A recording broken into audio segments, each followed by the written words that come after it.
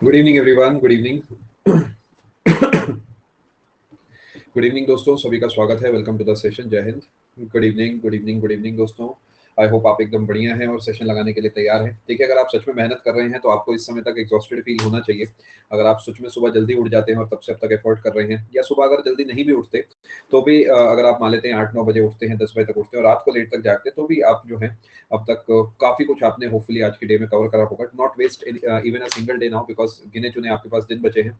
अगर आप महीने को देखते, 16 तारीख आज आपकी खत्म हो गई, 17 से 28 12 दिन हो गए। उसके बाद इक्का दुक्का दिन आपका जो बचेगा वो हो सकता है ट्रैवलिंग में निकल जाए, या फिर हो सकता है मार्केट आपको जाना है, एडमिट कार्ड प्रिंट कराना है, ये वो दुनिया भर के काम में निकल जाए। तो मोटा मोटा आपके पास 12-13 दिन का जो है समय बचा है। तो बीच में कई बच्चों का टीवी है, किसी का कोई एग्जाम है, किसी का कुछ है, तो इन्हें अच्छे से यूटिलाइज कीजिए और फोकस अपना बनाए रखिए। यूट्यूब से थोड़ा सा दूर रहें, अननेसेसरी डेटा से थोड़ा दूर रहें। You should have a clear cut mindset कि हाँ भाई ये पढ़ना है और ये नहीं पढ़ना। ठीक है, चलो शुरू करते हैं जी आज की कहानी। मैं एक चीज देख रहा हूँ, कई दिन से बहुत बच्चे ऐसे हैं जो एमसीक्यूज को लेकर आतुर हैं कि एमसीक्यूज की प्रैक्टिस कराइए, एमसीक्यूज की प्रैक्टिस कराइए।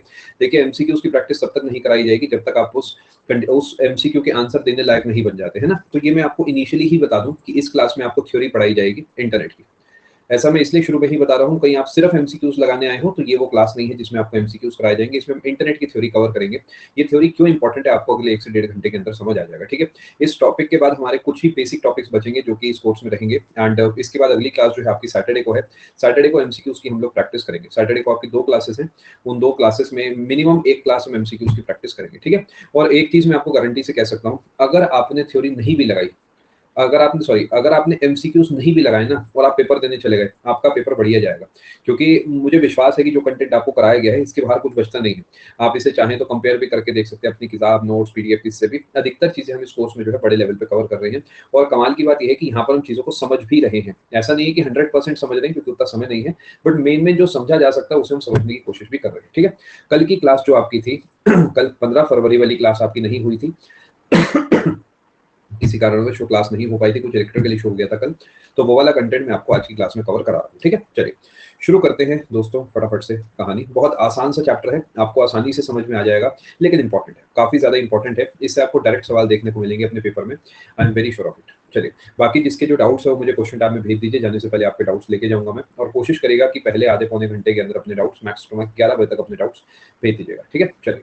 नहीं, ऐसा जरूरी नहीं है हितेश की थ्योरी आज कवर होगी। आज थ्योरी खत्म आज थ्योरी खत्म नहीं होगी। ठीक है, इंटरनेट एज अ टॉपिक खत्म हो जाएगा, लेकिन इक्की दुक्की चीजें अभी भी बची हैं जो मैं आपको कवर कराऊंगा। ठीक है, आपकी पूरी की पूरी तैयारी कराना मेरी जिम्मेदारी है। 27 फरवरी रात 12 बजे तक आपका कंप्यूटर का कोर्स में पैक करा दूंगा। बस इसकी चिंता आपको बिल्कुल नहीं करनी है, कैसे क्या कब कहाँ, वो मेरा काम। ठीक है, चलिए शुरू करते हैं कहानी। और 27 से भी पहले ही करा दूंगा, जहां तक मेरा अंदाजा 27 से पहले ही कवर हो जाएगा। जी हाँ बलराम, सब कुछ आपका उससे पहले कवर हो जाएगा। चलिए, अब आप सभी लोग आ जाइए सेशन के अंदर। ये एक ऐसा टॉपिक है, देखिए, जिसके बारे में आपको ऊपर ऊपर से आइडिया ऑलरेडी है। इंटरनेट क्या होता है, ईमेल क्या होता है, चैटिंग क्या होती है, हम इतनी क्लासेस लगा चुके हैं कि हम इसके कुछ कुछ पोर्शन को कवर कर चुके हैं। टीसीपी आईपी ये सब चीजें हम कवर कर चुके हैं, but as a topic internet पढ़ना बहुत जरूरी है, क्योंकि कभी कभार बहुत बेसिक लेवल के सवाल आते हैं और बच्चे वो भी गलत करते हैं। तो इसलिए एज अ टॉपिक मैं इसकी क्लास आपको दे रहा हूँ। वैसे सिक्योरिटी के अंदर हमने कुछ पोर्शंस को ऑलरेडी कवर कर लिया है, वो पोर्शन भी हम यहाँ पे फटाफट से देख लेंगे। एंड उसके अलावा एज अ टॉपिक इंटरनेट हम पूरा का पूरा यहाँ पे कवर कर लेंगे। ठीक है, केशवी, यहाँ पे जो क्लास है बेटा, आपको जो नोट्स हैं वो इंग्लिश में दिए जाते हैं और बोला हिंदी में जाता है, क्योंकि काफी सारे ऐसे बच्चे जिन्हें इंग्लिश समझ नहीं आती, कुछ बच्चे ऐसे जिन्हें हिंदी समझ नहीं आती, तो इसलिए चीजों को थोड़ा सा बाइलिंगुअल रखा गया है। बोलूंगा मैं हिंदी में और स्क्रीन पर जो डेटा दिखेगा वो आपको इंग्लिश में दिखेगा। ठीक है, चलो शुरू करें दोस्तों कहानी। एक मिनट रुकिए जरा।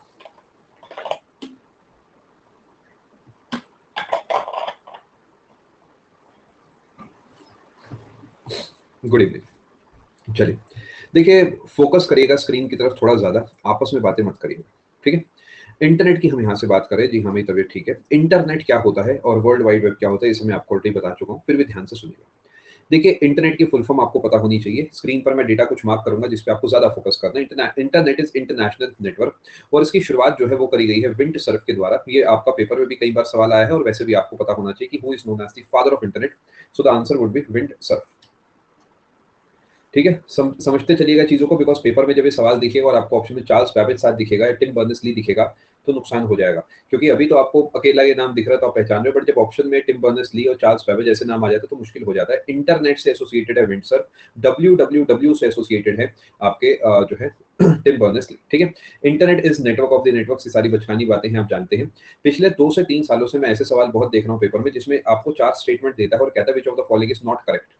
बहुत सारे सवाल ऐसे आते हैं आपके पेपर में, और पॉलिटी हिस्ट्री सबसे बनने लग गए हैं, वो साइंस के भी आने लग गए हैं। तो मुझे उम्मीद है कि कंप्यूटर के भी सवाल वैसे आएंगे।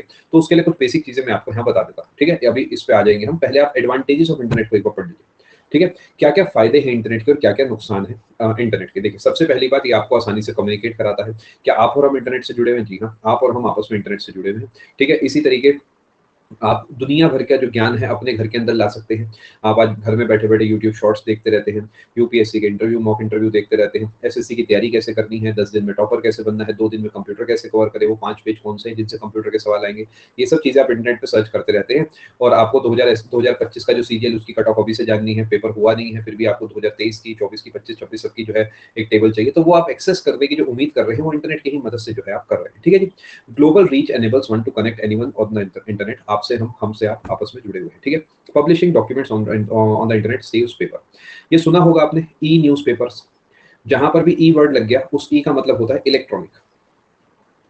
बहुत पैसा बचता है इससे कंपनीज का, बहुत ज्यादा पैसा। कैसे? देखिए, अखबार प्रिंट होने में बहुत खर्चा आता है, ठीक है। माना जाता है कि जो अखबार है वो, अगर आपके घर में 2.5 रुपए की अखबार आती है तो उसकी प्रिंटिंग का ही खर्चा 3-3.5 रुपए होता है। तो बाकी पैसे वो कैसे कमाते हैं? उसके अंदर एड्स को देके, यानी बाकी जो उसके अंदर एड्स है उसके अलग से पैसा लिया जाता है। आप सोचो कि वही सेम अखबार उन्हें बस एक बार अपने जो है चैनल पे लोड करना है, वेबसाइट पे डालना है, और वही अगर 1000 लोगों ने ले लिया तो उनके 3000 रुपए बच गए। I hope you are understanding the point. उन्हें कुछ भी नहीं करना, वो सीधा वही सेम अखबार, क्योंकि सॉफ्ट कॉपी से ही हार्ड कॉपी प्रिंट होती है, वही अखबार उन्होंने अपलोड कर दिया, पेपर भी बचा, पैसे भी बचे, है ना? समझ पा रहे हैं? तो ये ऑनलाइन चीजों को पब्लिश करने से पेपर बचता है। जैसे कि मैं जितनी फाइल्स आपको दे रहा हूँ, अब सोचो यही हम हार्ड कॉपी में आपके साथ शेयर करें तो कितना सारा पैसा जाएगा, है ना? मैंने आपको अभी तक जो है 12-13 फाइल्स दे दी। वो जो 12-13 फाइल्स है, अगर मैं उसके अंदर 40-40 पेज भी मानूं तो बहुत पैसा आपका भी लगेगा, मेरा भी लगेगा आप तक पहुंचाने में, है ना? तो अगर आप पूरे 1 साल के सभी एजुकेटर्स के सारे कोर्सेज के प्रिंट निकालने बैठ जाओगे तो हो सकता है कि अनअकैडमी का जो प्लान है उससे भी ज्यादा पैसे आपको पड़ जाए, क्योंकि हम लोग कई बार ऐसी ऐसी फाइलें देते हैं जो 100-100, 150 पेज की होती हैं, 40 पेज, 60 पेज नॉर्मल हो जाता है। तो इससे क्या होता है? बहुत सारा पैसा और बहुत सारा पेपर बचता है अगर आप चीजों को इंटरनेट के माध्यम से करते हैं। Valuable resource for companies to advertise and conduct business, बड़ी सिंपल सी बात है। Greater access to information reduces research time, ज्यादा इंफॉर्मेशन से रिसर्च टाइम कम होता है, ये डिबेटेबल है। कुछ ज्यादा ही इंफॉर्मेशन आ जाने से ये टाइम बढ़ भी जाता है, बट क्योंकि अभी हम इंटरनेट की तारीफ कर रहे हैं तो हम कहेंगे कि ज्यादा इंफॉर्मेशन है तो हमारा समय बच जाता है, हम जल्दी समय में बढ़िया चीज को जो है पा लेते हैं। अब इसका एक बढ़िया एग्जांपल मान लेते हैं, कोई बच्चा ऐसा है जो कि है बरेली का, अब उसे एसएससी की जो है नोट्स लेने हैं। अब अगर उसमें इंटरनेट नहीं होगा, और ये ट्रू है, वो आज से 15 साल पहले की बात करो तो दिल्ली जाता था स्पेशली कोचिंग लेने। दिल्ली में रहने का कुछ नहीं तो 10,000 रुपए खर्चा, उस जमाने में मान लेता हूँ 6,000 रुपए, रहना खाना उसके अंदर सब कुछ इंक्लूडेड है, ठीक है। और उसके अलावा दिल्ली से आने जाने की ट्रैवलिंग, वो जो परेशानी है, हेल्थ इश्यूज है वो अलग, कोचिंग सेंटर जाना, 20,000 25,000 रुपए वहां पर देना, वो सब चीजें जो है खत्म हो गई है, क्योंकि अब वो घर बैठे बैठे सब चीजों को एक्सेस कर सकता है। अब जब उसका मन आए वो क्लास लगा सकता है, जब उसका मन आए वो क्लास को छोड़ के जा सकता है, वो बाद में क्लास को देख सकता है। तो इससे आपका बहुत सारा समय बचता है और आपके पास ज्यादा इंफॉर्मेशन आ जाती है। अब नुकसान क्या क्या है? सबसे बड़ा नुकसान तो कंप्यूटर वायरस ही है, जिसपे हम लोग ध्यान नहीं देते। पिछली क्लास में मैंने बढ़ चढ़कर इस पर आपके साथ डिस्कशन किया है। Messages sent across internet can be easily intercepted and are open to abuse by others. Simple सी बात है, कभी कभार क्या होता है कि आपने कुछ कमेंट करा कहीं पर, यूट्यूब पे आपने कमेंट करा, फेसबुक पे कमेंट करा, वो सब लोग पढ़ सकते हैं और उसके बदले आपको वहीं पर रिप्लाई कर सकते हैं। कभी कभार कोई आप अच्छी बात बोलते हैं और क्योंकि मास यानी जो पॉपुलेशन है उसे आपकी बात पसंद नहीं आई तो वो आपकी अच्छी बात को भी काट के रख देते हैं, आप उसमें कुछ कर ही नहीं सकते, है ना? तो ये कुछ नुकसान भी है इंटरनेट के कि सबके पास बराबर की जुबान है, दिमाग सबके पास अलग अलग है। समझ पा रहे हैं? यानी हर कोई कुछ भी कमेंट कर सकता है, भले उसे कोई नॉलेज है या नॉलेज नहीं है। Much of the information is not checked, and ये बहुत सही बात लिखी गई है। कुछ भी चल रहा है, कोई भी कुछ भी कहे जा रहा है और उसे हम फैक्ट मान लेते हैं, जो कि इनकरेक्ट है ना? कुछ भी जैसा भी कोई भी बोल देगा हम मान लेंगे वही सही है। जैसे किसने कहा कि भाई मैंने तो एनसीईआरटी नहीं पढ़ी कभी, मैं तो यूपीएससी जो है यूपीएससी टॉपर बन गया, एनसीईआरटी कभी पढ़ी नहीं मैंने, हमने मान लिया। दूसरा इंसान ने कहा कि एनसीईआरटी तो पढ़नी ही पढ़नी है 6ठी से 12वीं तक की, वरना यूपीएससी नहीं निकलेगा, हमने फिर वो मान लिया। एसएससी में हमने मान लिया जी, कोई कहता है पिछले 6 साल के पेपर लगाने ही लगाने, हमने मान लिया। कोई कहता है प्रीवियस ईयर की नीड ही नहीं है, अब तो पैटर्न ही बदल जाएगा, बैंकिंग के सवाल आएंगे, हमने मान लिया। कोई कहता है बैंकिंग के आ ही नहीं सकते क्योंकि पेपर एसएससी कंडक्ट कर रहा, हमने मान लिया। I hope you are understanding the point, ठीक है। Unsuitable and undesirable material available, हाँ बिल्कुल सही बात है। कुछ भी चल रहा है। साइबर फ्रॉड्स बहुत सारे हो रहे हैं, बहुत इंपॉर्टेंट पॉइंट है ये, क्योंकि इससे आपका खाता जो है खाली हो सकता है। आपके खाते में भले ही 2000 रुपए हैं, लेकिन आप उन्हें किसी को नहीं देना चाहेंगे, है ना। ऐसा नहीं है कि आपके खाते में 1 करोड़ है तभी आपको टेंशन होगी, आपके खाते में 500 रुपए भी है तो आप किसी को क्यों देना चाहोगे? वो फ्री में वो भी चलेगा तो भी नुकसान है, ठीक है। क्या इस पूरे पेज पे जो बातें लिखी हैं वो आप समझ गए? अब थोड़ी सी हिस्ट्री की बात करते हैं। हिस्ट्री ऑफ इंटरनेट, कोई बात नहीं, 2 रुपए है तो चीजी खा लेना, कल उसकी, अभी के लिए स्क्रीन पे फोकस करो, ठीक है। ये रोना धोना बंद कर दो। कभी कभार जुबान पे सरस्वती माता बैठी होती है और वही सच हो जाता है। आप अच्छा अच्छा सोचा करो, अपने फ्यूचर के बारे में सोचो, हर महीने जो है 70,000 रुपए आने हैं, इस बारे में सोचा करो आप, ठीक है। हिस्ट्री ऑफ इंटरनेट की बात करते हैं। इन 1969 में कुछ हुआ था क्या अपने देश में? इसरो की स्थापना हुई थी, जी हाँ। 1969 में बैकग्राउंड में कुछ और भी काम चल रहा था यूएसए में। अब इन्होंने क्या करा, ARPANET बनाया। इस बारे में मैं बातचीत नहीं करूंगा, ये मैं आपको ऑलरेडी बता चुका हूँ पिछली क्लास में एनसीईआरटी के फोटो से। याद है ना आपको ये सारी बातें? हम आगे नेशनलाइजेशन भी हुआ था, बहुत बढ़िया। आगे चलते हैं जी। इसी तरीके एक और चीज बनाई गई थी, ये है एक नेशनल साइंस फाउंडेशन, जिन्होंने एक और इंटरनेट टाइप बना दिया जिसे एनएसएफ नेट बोला जाता था। फुल फॉर्म दिखाने के लिए ही बस मैंने इसे इंक्लूड करा है। आगे जाके ये दोनों जुड़ते हैं और वो इंटरनेट का रूप ले लेता है, ठीक है जी। बात को आप समझ पा रहे हैं? एनएसएफ की फुल फॉर्म है national science foundation net, national science foundation net, ठीक है। जो पीडीएफ में अपलोड करता हूँ रूपा, उसमें लाइंस वगैरह नहीं आ सकती, बिकॉज मैं अपने पास से एक्सटर्नली अपलोड करता हूँ। अगर आपको लाइंस वगैरह चाहिए तो आपको क्लास पीडीएफ डाउनलोड करनी होगी, ठीक है। जो मैं अपलोड करता हूँ उसमें ये सब नहीं आता। खैर आगे चलते हैं। इंटरनेट कनेक्शन, अब देखिए आपको लग रहा होगा बहुत ही हल्की फुल्की सर बातें बता रहे हैं। अच्छा जरा बताना टीसीपी और आईपी में क्या फर्क होता है?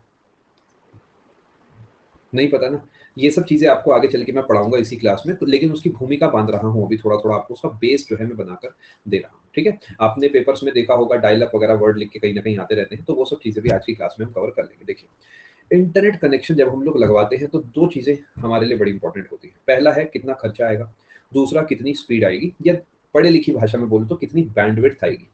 जब आपने अपने घर में कनेक्शन लगवाया होगा और जब मैंने कनेक्शन लगवाया तो उसमें क्या डिफरेंस होगा आपके हिसाब से? यही डिफरेंस होगा।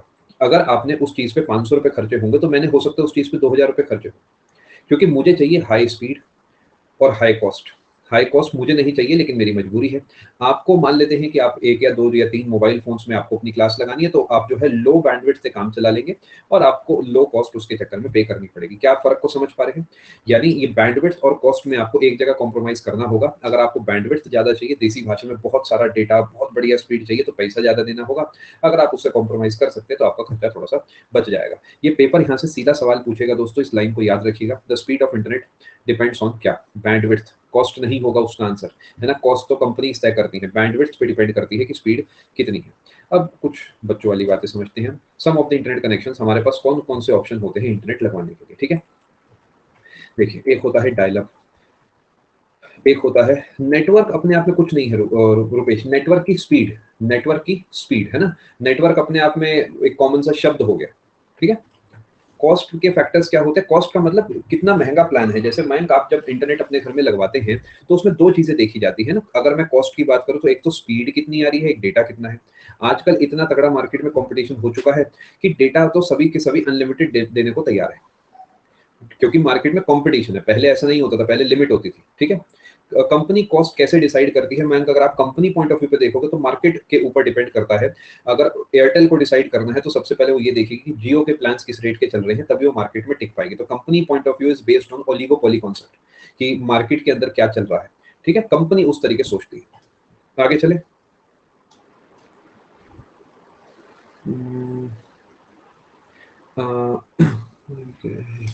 अभी ये कंप्यूटर की क्लास चल रही है, किसी का कोई डाउट शायद ऊपर गया है, ये कंप्यूटर की थ्योरी क्लास है, ठीक है जी। चलो आगे चलते हैं। अब कौन कौन से कनेक्शन होते हैं इसकी थोड़ी सी हम बात कर लेते हैं। एक होता है डायल अप, एक होता है ब्रॉडबैंड, एक होता है डीएसएल केबल और बीपीएल। ये कुछ कनेक्शंस, वाईफाई, वाईमैक्स, ये 5-6 कनेक्शंस आपको बताऊंगा, ठीक है। कुछ नए नाम आपको दिखे, मैं बताता हूँ आपको क्या क्या नया दिखा होगा। डायल अप के बारे में आइडिया नहीं होगा, वाईफाई के बारे में पूरा आइडिया होगा, वाईमैक्स ऊपर ऊपर से देखा होगा कभी, कुछ पता होना पता हो। बीपीएल के बारे में नहीं सुना होगा, और उससे पहले वाले के बारे में सुना होगा। सबका ऐसा ही चलता है, इसलिए मैं ये चैप्टर आपको पढ़ा रहा हूँ, ध्यान से सुनिएगा। डायल अप क्या होता है? एक समय था जब आपके घर में इंटरनेट लगता था तो उसके लिए मोबाइल फोन चाहिए होता था। मोबाइल फोन का मतलब है फोन, मोबाइल नहीं, फोन चाहिए होता था। आप कहेंगे सर वो तो आज भी है। आज का टाइम अलग है, तब का टाइम अलग था। आज आपके पास ऑप्शन है कि आप जियो के साथ अपना फोन कनेक्ट करना चाहते हैं, नहीं चाहते। पहले जो बीएसएनएल वाले कनेक्शन अगर आपने किसी ने यूज करे हैं, तो इंटरनेट ही तब चलेगा जब आपके घर में टेलीफोन होगा, बटन वाला, 12 बटन वाला, और देसी वाला फोन होगा, उससे ही चलेगा। ठीक है, मैं आपको रीड करके बताता हूँ इसे। In dial up connection the services connect to the internet through a phone line connection. ठीक है, ये फोन लाइन से कनेक्ट होगा, यानी एक तार आएगी घर में, उससे नॉर्मल फोन आप यूज करेंगे और उससे ही आपका जो है कनेक्शन चलेगा। Dial up is a method of connecting to the internet using existing telephone. जो टेलीफोन लगा है उससे आप चीजों को कनेक्ट करेंगे। ठीक है, dial up connection uses the telephone line to connect to the internet. ठीक है, अब एक बात को मुझे बताइए आप, मैं इतना ज्यादा लाइन बाय लाइन क्यों रीड कर रहा हूँ? हिस्ट्री में तो मैं ऐसे नहीं करता, क्योंकि यहाँ पर ये लाइनें ही आपको पेपर में देखने को मिलेंगी और फिल इन द ब्लैंक मिलेंगे। यानी आपको क्या है ना, डायरेक्ट सवाल यहाँ से बनेंगे, इधर डैश देगा और उसके बाद ये लाइन देगा। तो जब मैं लाइन को रीड करूंगा तो आप लाइन को रीड करोगे, आप लाइन को रीड करोगे तो आपके दिमाग में टेलीफोन टेलीफोन वगैरह छप जाएगा और पेपर में आप टिक कराओगे। This is the point. Otherwise मैं समझाकर सीधा अगले पे चले जाता, बट ये डेटा मैंने इसलिए इंक्लूड करा जिससे आप चीजों को याद रख पाओ। ठीक है, when a user initiates a dial up connection the modem dials a phone number of the internet service provider that is designated to receive dial up calls. समझ पा रहे हैं क्या कहानी है? यानी फोन से फोन का कनेक्शन होगा, वो डायल अप कनेक्शन है। अगर इससे सवाल आता है तो आपको टेलीफोन दिखेगा ही दिखेगा कहीं ना कहीं ऑप्शन में या क्वेश्चन के अंदर। ठीक है, चलिए आगे आगे चलते हैं जी। ब्रॉडबैंड क्या होता है? ये आप सभी के घरों में इस्तेमाल होता है। अगर आपने अपने घर में कनेक्शन वगैरह लगवा रखा है तो हो सकता है वो ब्रॉडबैंड का ही कनेक्शन हो। ठीक है, मैंने लगवा रखा है, वो भी हो सकता है ब्रॉडबैंड का ही कनेक्शन हो। मैं एक काम करूंगा, चारों पांचों को समझा के एक बार आपके लिए रिपीट भी कर दूंगा। एक मिनट रुकिए।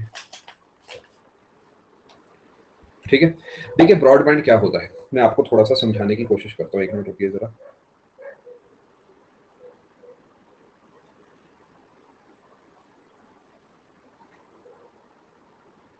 देखो ना बजट ये कैसा हो गया, बताओ ऐसा क्यों हो गया है?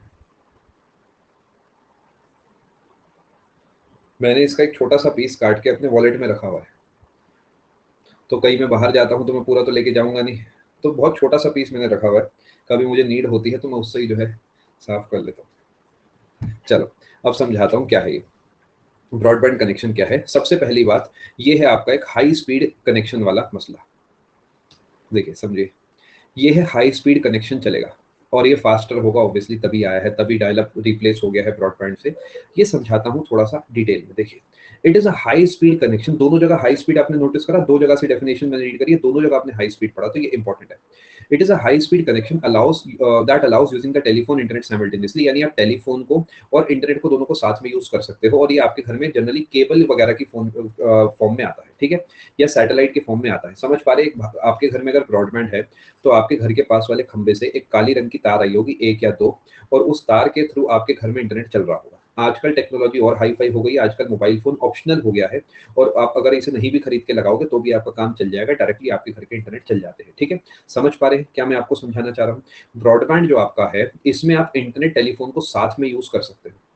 क्लास खत्म होने के बाद वाली पीडीएफ में लाइन्स नहीं रहेंगी ऋषभ, आपको अगर ये एनोटेशन के साथ चाहिए तो क्लास पीडीएफ आपको डाउनलोड करनी होगी। ठीक है, अब थोड़ा सा रीड कर ले। हाई स्पीड कनेक्शन है, फास्टर है, ज्यादा रिलायबल है, इंटरप्शंस नहीं है। देखिए डायल अप के अंदर क्या होता है ना, खर खर की आवाज आती है, कहीं ना कहीं लिखा होगा, ये देखिए। It takes around 10 seconds connection बनने में and is accompanied by several beeping and buzzing sounds. मैं आपको इसे इमेजिन कराता हूँ, वैसे ये एनालॉजी है, रियल नहीं है, सिर्फ समझाने के लिए। आपने मुझे फोन करा, तो आज इतना हाई लेवल जमाना है, लेकिन तब भी फोन मिलने में 2 4 5 सेकंड लग जाते हैं। आप दोनों फोन एक साथ रखना, एक से दूसरे को मिलाना, पहले से दूसरे पे घंटी जाने में 2 से 3 सेकंड तो बीच में लग ही जाते हैं। इतना समय बीच में होता है कि ट्रू कॉलर पहले बता देता है कि भाई किसी का फोन आ रहा है और इसे साइलेंट करना है तो कर दो। ठीक है, बस एक एनालॉजी समझाने की कोशिश कर रहा हूँ कि डायल अप में चीजें थोड़ी पीछे चलती थी। ठीक है, यानी समय लगेगा कनेक्शन बनने में। On the other hand broadband में ये सब मसले नहीं है, हाई स्पीड कनेक्शन है और हाथों हाथ हो जाता है। ठीक है, समझ पा रहे? जी हाँ, दोनों ही तार वाले कनेक्शन है हिमांशु। वायरलेस हम अलग से पढ़ेंगे आगे चल के, अब ये सब कुछ तार वाला है, वायरलेस हम अलग से एज अ टॉपिक पढ़ेंगे। ठीक है, अभी जो दोनों पढ़ाए हैं ये दोनों के दोनों तार वाले कनेक्शन है। आगे चलिए, डीएसएल सबसे इंपॉर्टेंट है आपके लिए कि फुल फॉर्म क्या है।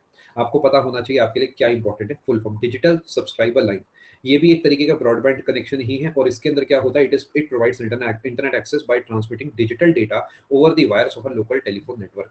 बीएसएनएल से कनेक्शन लिया, उस तार में उन्होंने जो आपको फोन मिलाने की सुविधा दी, उसी के अंदर आपके घर में इंटरनेट भेज दिया। क्या बात को समझ पा रहे हैं? यानी ये कॉपर लाइन जो होती हैं, जो टेलीफोन लाइन है, उसके थ्रू ट्रांसफर होता है। अगर आपने कभी भी जिंदगी में बीएसएनएल का कनेक्शन लगवाया है तो पूरे चांसेस है आपके घर में डीएसएल ही लगा होगा। घर के बाहर से तार आएगी, दोनों उससे ही चलेंगे। अब आप कहोगे ये तो ब्रॉडबैंड की बात हो गई, क्या ये ब्रॉडबैंड से मिलता जुलता नहीं है? जी हाँ, क्यों नहीं होगा, ये ब्रॉडबैंड का ही तो टाइप है। It is a popular broadband connection, तो कॉन्सेप्ट सेम ही रहेंगे। ठीक है, समझ पा रहे हैं?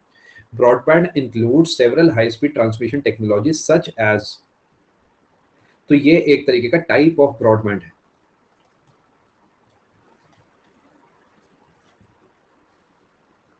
समझ पा रहे हैं? चलिए आएंगे, उस पर भी आएंगे, समझ लीजिए मुझे। ठीक है, दूसरे नंबर पे केबल। घर के अंदर तार आई, कोएक्सियल केबल आई, और वो आकर आपकी टीवी से कनेक्ट हो गई। केबल वाले भैया आते थे ना पहले, 200 रुपये महीना लेने। देखिए एक काम करता हूँ, पहले एक बार पूरा समझा दूंगा, फिर रिपीट करूंगा। अभी आप बीच बीच में पूछोगे तो आपको समझ नहीं आएगा, है ना? अभी आप मेरे साथ साथ चलिए, अगर आपको नहीं भी समझ आ रहा तो भी सुनते रहिए। जब ये चारों पांचों एक साथ बता दूंगा तो फिर डिफरेंस तब समझाऊंगा। ठीक है, this service enables cable operators to provide broadband using the same coaxial cables. Classic example है डेन। डेन का केबल आता था, डेन का इंटरनेट भी आता है। कैसे आता है? ऐसे ही आता है। ऐसी और कई सारी कंपनीज है जिनका केबल कनेक्शन आता था, अब उन्हीं कंपनीज का जो है इंटरनेट भी आता है, वो इसी के थ्रू चलता है। थोड़ा सा आप समझ पा रहे हैं? बताइए। आगे चलते हैं, हैथवे वगैरह कई सारे हैं। तीसरे नंबर पे आते हैं, ये बड़ा प्यारा कॉन्सेप्ट है, ये ब्रॉडबैंड ओवर पावर लाइन। देखिए क्या मसला है कि अगर मैं आपसे कहूं कि एक ही तार में से दो चीजें मुझे भेजनी है, वो है एक करंट और एक इंटरनेट, क्या ये पॉसिबल है? ये मैंने करंट भेजा है और ये मैंने इंटरनेट भेजा है। मैं आपको समझाने की कोशिश करता हूँ, जिसने दिमाग लगाया होगा उसकी तारीफ है यहाँ पर। आप इसे रीड करोगे तो आपको बड़ा मजा आएगा। देखिए, broadband over power line, broadband over power line full form बहुत ज्यादा इंपॉर्टेंट है। Is the transmission of data over existing electrical wire using frequencies outside the range of AC power. समझिए, देखिए हम मान लेते हैं कोई ऐसा कोई गांव है जहां पर अभी इंटरनेट का बहुत बड़ा सेटअप नहीं लग सकता, लेकिन उस गांव के अंदर बिजली की सुविधा है। तो क्या आपको लगता है कि अगर मैं उसी बिजली के खंभों का इस्तेमाल करके वहां तक इंटरनेट पहुंचा दूं तो बहुत बढ़िया काम हो जाएगा? मेरे को डबल डबल खर्चा नहीं करना होगा। कीप दिस इन माइंड, वो एक गांव है जहां पर ज्यादा लोग नहीं रहते हैं, तो क्योंकि गांव की डेफिनेशन ही पीपल पर्सन के हिसाब से, पॉपुलेशन के हिसाब से है, तो वहां पर कोई भी कंपनी बहुत ज्यादा खर्चा नहीं करना चाहेगी। क्योंकि कोई मान लेते एयरटेल है, तो वो क्यों चाहेगी वहां पे 100 करोड़ या 50 करोड़ लगाना? तो इंटरनेट भी चाहिए, पैसा भी नहीं लगाना, तो एक तरीका करते हैं, जो बिजली के खंभे जा रहे हैं उन्हीं से किस तरीके भेजने की कोशिश करते हैं। देखिए, अब एसी आप जानते हैं ना, 50 हर्ट्ज पे हमारे यहाँ ट्रांसफर होता है। ऑल्टरनेटिंग करंट 50 हर्ट्ज पे आता है, 220 वोल्ट, 50 हर्ट्ज। अगर हम उस फ्रीक्वेंसी पे भेजेंगे तो नुकसान हो जाएगा, है ना? आपका जो है वहां पर इंटरफेरेंस हो जाएगा। इंटरफेरेंस अब फिजिक्स का वर्ड हो गया, लेकिन दोनों मिक्स हो जाएंगी।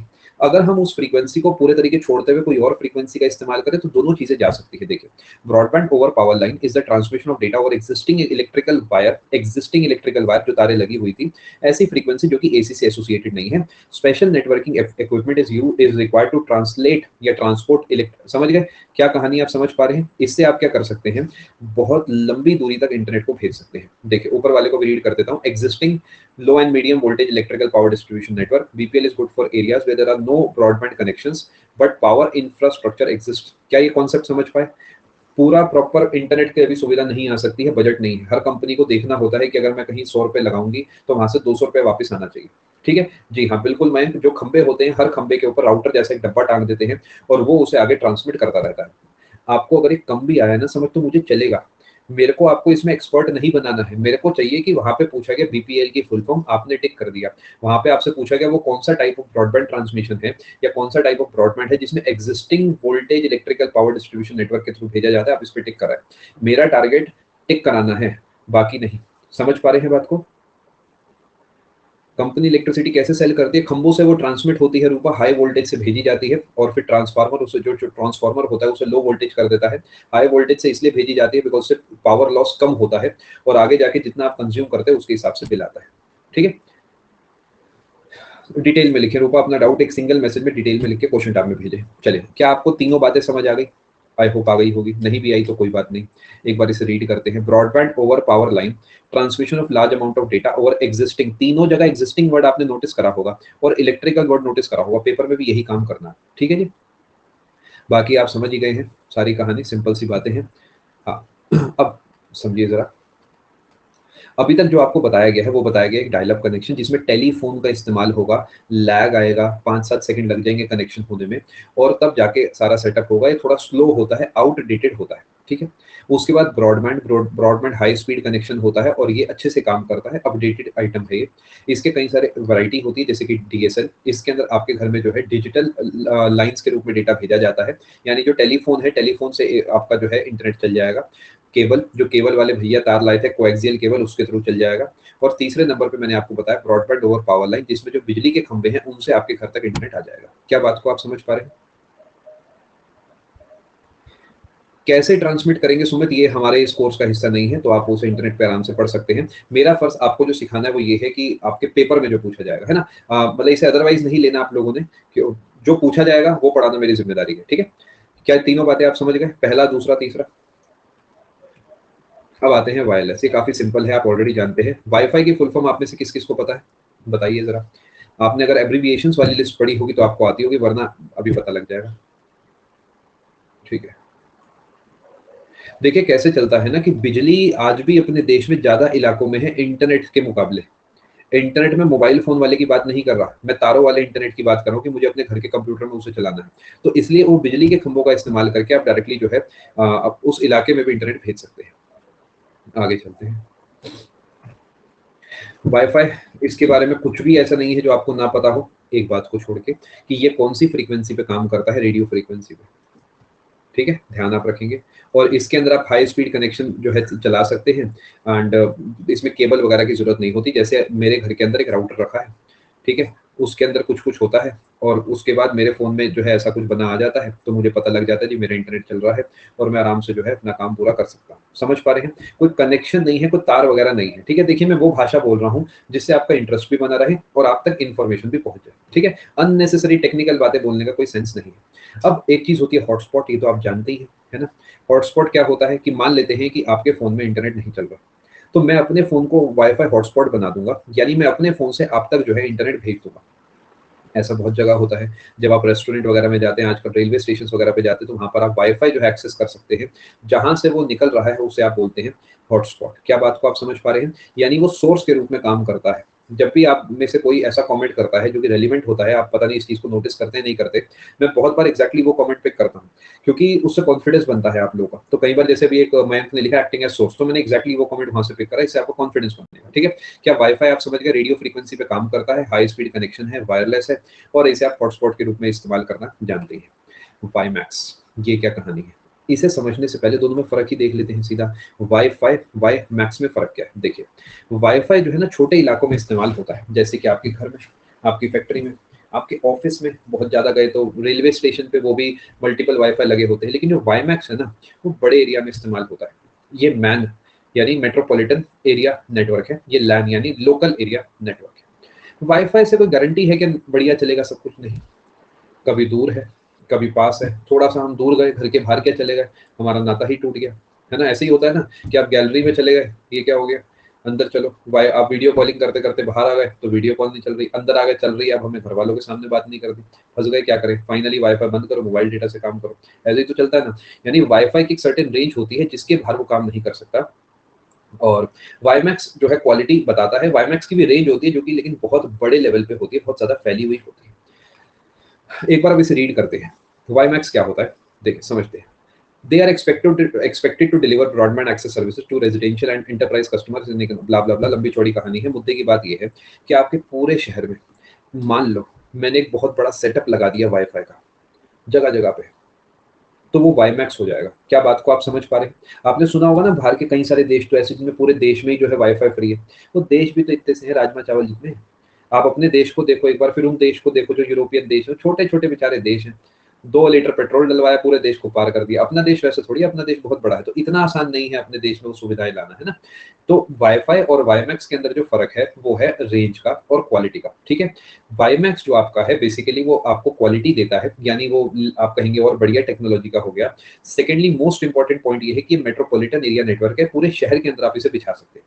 मान लेते हैं कल अनाउंसमेंट हो जाए, जो यूपी के माननीय मुख्यमंत्री जी है योगी आदित्यनाथ जी, वो अनाउंसमेंट कर दें कि पूरे यूपी में जो है आपको वाईमैक्स मिलेगा। समझ गए क्या कॉन्सेप्ट है? तो वो पूरे यूपी में आपने फैला दिया, मान लेते हैं एक जिले में, कि मान लेते हैं मुरादाबाद के अंदर उन्होंने क्या करा, पूरे में वाईमैक्स बिछा दिया, तो उससे क्या होगा, एक तरीके का पूरे के पूरे शहर में वाईफाई यानी इंटरनेट अवेलेबिलिटी हो जाएगी। क्या बात को आप समझ पा रहे हैं?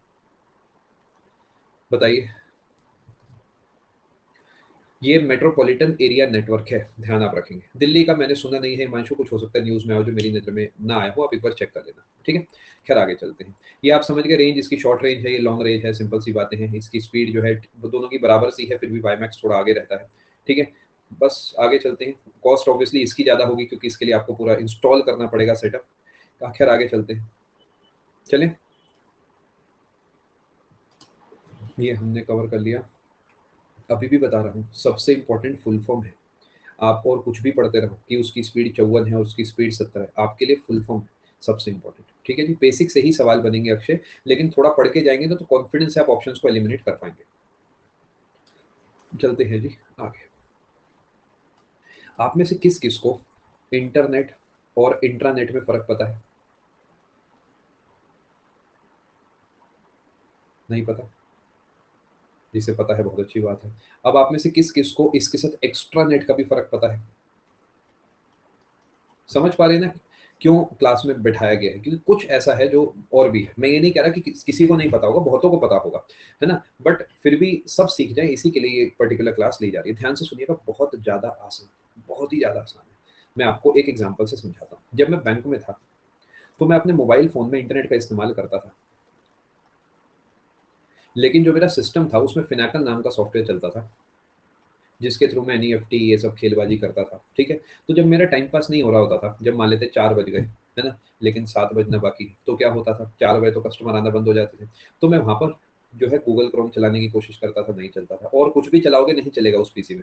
तो अगर मुझे कुछ ऐसा सर्च करना है कि मान लेते हैं मेरे पास कोई 2 लाख रुपए के कॉइन्स लेके आ गया कि जमा करोगे, तो मैं उसे ना भी नहीं कर सकता, हाँ भी नहीं कर सकता। हाँ करने के लिए मेरे पास कुछ जो है स्पेस होना चाहिए, ना करने के लिए कोई रूल बुक होनी चाहिए। तो कोई ऐसी इसके अंदर सोर्स होता होगा ना, जहां से मैं उस रूल बुक को डाउनलोड कर सकूं कि भाई इस लॉ के तहत मैं मना कर रहा हूं। थोड़ा समझ पा रहे हैं? तो इसके अंदर अपना ही एक बैंक का इंटरनेट होता था जिसे इंट्रानेट बोलते थे। मैंने बहुत कॉम्प्लेक्स तरीके आपको समझाया है, ऐसा इसलिए मैंने घुमा के आपको बताया है जिससे कि पेपर में कुछ अजीबोगरीब एग्जांपल बने तो आप उसे बना लें। अब मैं आपको इसे देसी भाषा से समझाता हूँ। इंट्रा और इंटर के अंदर फर्क क्या होता है आप जानते हैं? इंटर और इंट्रा। इंट्रा मतलब होता है अपने ही अंदर, और इंटर मतलब होता है अपने और दूसरे के बीच। जैसे कि अगर इंटर डीपीएस कंपटीशन है तो उसका मतलब है डीपीएस 1 वर्सेस डीपीएस 2। लेकिन अगर इंट्रा डीपीएस कंपटीशन है तो उस केस में डीपीएस का एक हाउस डीपीएस के दूसरे हाउस से compete करेगा। क्या आप बात को समझ पा रहे हैं? फर्क क्या है?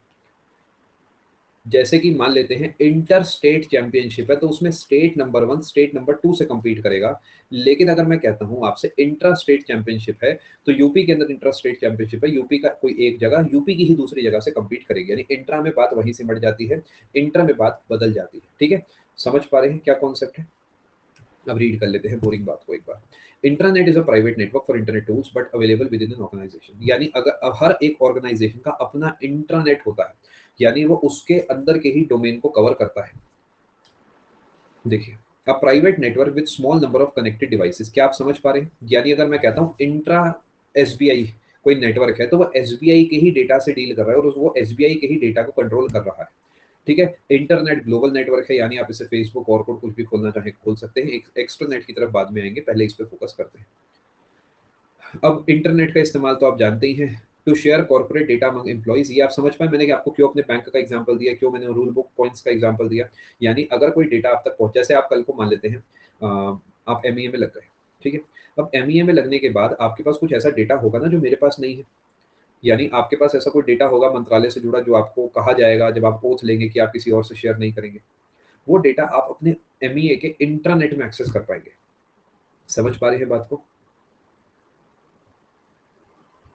इसे आप मुझे क्वेश्चन टाइम में भेजिए ऋषभ, मैं आपका डाउट नहीं समझा, जाने से पहले पढ़ूंगा। चलिए, अब ऑब्वियसली अगर एमईए यानी गवर्नमेंट ऑफ इंडिया आपको उस डेटा को दे रही है तो उसे कंट्रोल भी तो करेगी वो, लेकिन इंटरनेट को कोई कंट्रोल नहीं करता। इंटरनेट तो ओपन टू ऑल है, ठीक है। समझ पा रहे हैं? आगे चलते हैं। रेगुलेटिंग, ये अब तो समझ गए इंट्रानेट क्या है। जैसे कि जीएसटी डिपार्टमेंट का अपना एक इंट्रानेट होगा जिसके अंदर जीएसटी एसोसिएटेड सारे रूल्स रेगुलेशंस एक्ट, सर्कुलर, ये जितनी भी चीजें हैं वहां पर आएंगे। आप किसी भी सर्कुलर को, नोटिफिकेशन को रेफर कर सकते हो, वो आपका अपना एक डोमेन है, आपका अपना कुआं है जिसके अंदर के आप सब मेंढक हैं। आई होप आप बात को समझ चुके हैं। इंटरनेट में ऐसा कोई कुआं नहीं है, इंटरनेट में कोई कहीं से भी कहीं तक जा सकता है। अब बात करते हैं एक्स्ट्रा नेट की। ये क्या होता है? एक्स्ट्रा मतलब बाहर, इंट्रा मतलब अंदर। ये बेसिकली बाहर की दुनिया से मिलने के लिए जो है इस्तेमाल करा जाता है। फिनैकल एक सॉफ्टवेयर है जो कि बैंक्स में इस्तेमाल होता है, और वो भी एक इंटरनेट के रूप में इस्तेमाल होता है। Jaydeep, internet provides a secure network for an organization to share information with relevant people outside the organization. Example, it is देखिए समझते हैं, an e-commerce site exchanges information with its retailer, supplier। समझ गए क्या कॉन्सेप्ट है? जैसे कि अगर जीएसटी डिपार्टमेंट को कोई इंफॉर्मेशन भेजनी है इनकम टैक्स डिपार्टमेंट को, ये दोनों के दोनों आते हैं डिपार्टमेंट ऑफ रेवेन्यू के अंदर। ये बस आता है central board of indirect taxes and customs, ये आता है central board of direct taxes. ये आपस में एक्स्ट्रा नेट से मिलेंगे। क्या इस बात को आप समझ पा रहे हैं? लेकिन अगर जीएसटी के ऑफिस के अंदर ही एक एसी दूसरे एसी को कुछ भेजता है, तो ये इंट्रानेट से एसोसिएटेड बात हो गई। और अगर यहाँ पर एक कोई मान लेते हैं आईटीओ दूसरे आईटीओ को कुछ भेजता है, तो ये भी इंटरनेट से एसोसिएटेड बात हो गई। लेकिन अगर वो ऐसी इंफॉर्मेशन है जो पब्लिक इंफॉर्मेशन है, और मैं यहाँ पर पर्सन ए हूँ जो इस डेटा को एक्सेस कर रहा हूँ, तो मैं इंटरनेट की मदद से उस काम को कर रहा हूँ।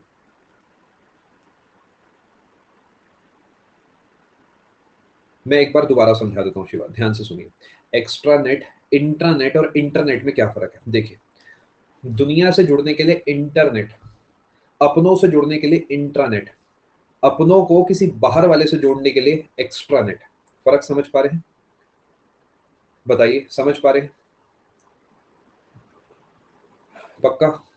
चलिए एक बार इसे रीड करिए। अब आप मेरे कहने से, मैं चाहता हूं जैसे जैसे मैं बोलूं ईमानदारी से, एक अच्छे शिष्य के तरीके आप वैसे वैसे इसे रीड करें। सिर्फ वहीं तक फोकस करना है जहां तक कहा गया है। थोड़ा जूम करो, ठीक है। चलो, वो इतना काम का नहीं है पहला कॉलम, आप अब फोकस करो। अगर आप ये पूरा पढ़ लो तो आप अगले पे जा सकते हो, कोई आपको नहीं रोक रहा, बट ऐसे ही पढ़ना, पहले ये तीनों फिर ये तीनों, मतलब इंटरनेट का ये, इसका ये, इसका ये, फिर इसका ये, इसका ये, इसका, इस तरीके पढ़ना। मक्खन के तरीके समझ आ जाएगा मुझे उम्मीद है, फिर भी नहीं आएगा तो मैं आपको समझाऊंगा। अच्छे से पढ़ना, आराम आराम से।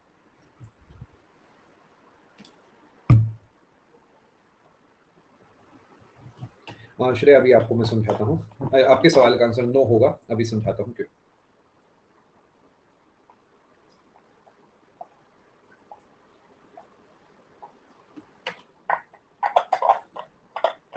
अभी समझाता हूँ।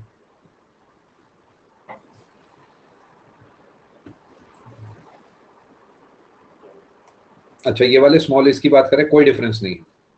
स्मॉल लिमिटेड में कोई डिफरेंस नहीं है। मोबाइल डेटा का इससे कोई कनेक्शन नहीं है महनाज, वो एक आपको कंपनी बेस्ड सैटेलाइट इंफॉर्मेशन का एक सोर्स है बस। मोबाइल डेटा इसमें आप फिट मत करिए, वो मोबाइल डेटा से आप इंटरनेट को एक्सेस करते हैं। चले आगे।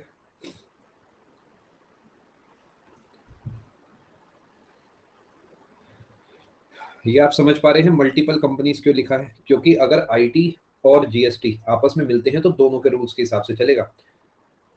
यहाँ पर ऑब्वियसली जीएसटी जीएसटी में ही खेल रहा, तो एक कंपनी रूल करेगी। क्या आप समझ गए?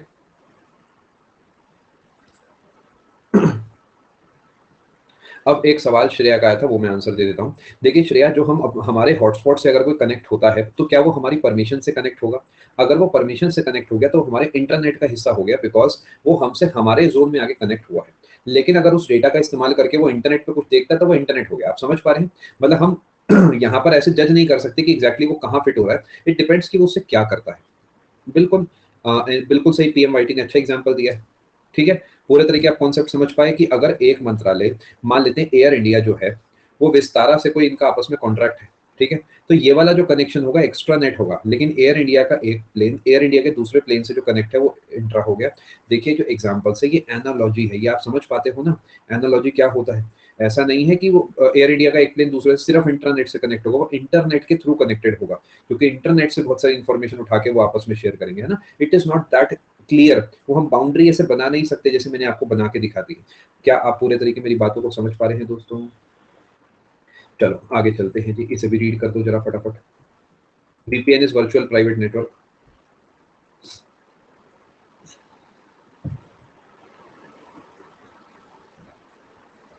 कोई बात नहीं श्रेया, मैं आपको दोबारा समझाता हूँ।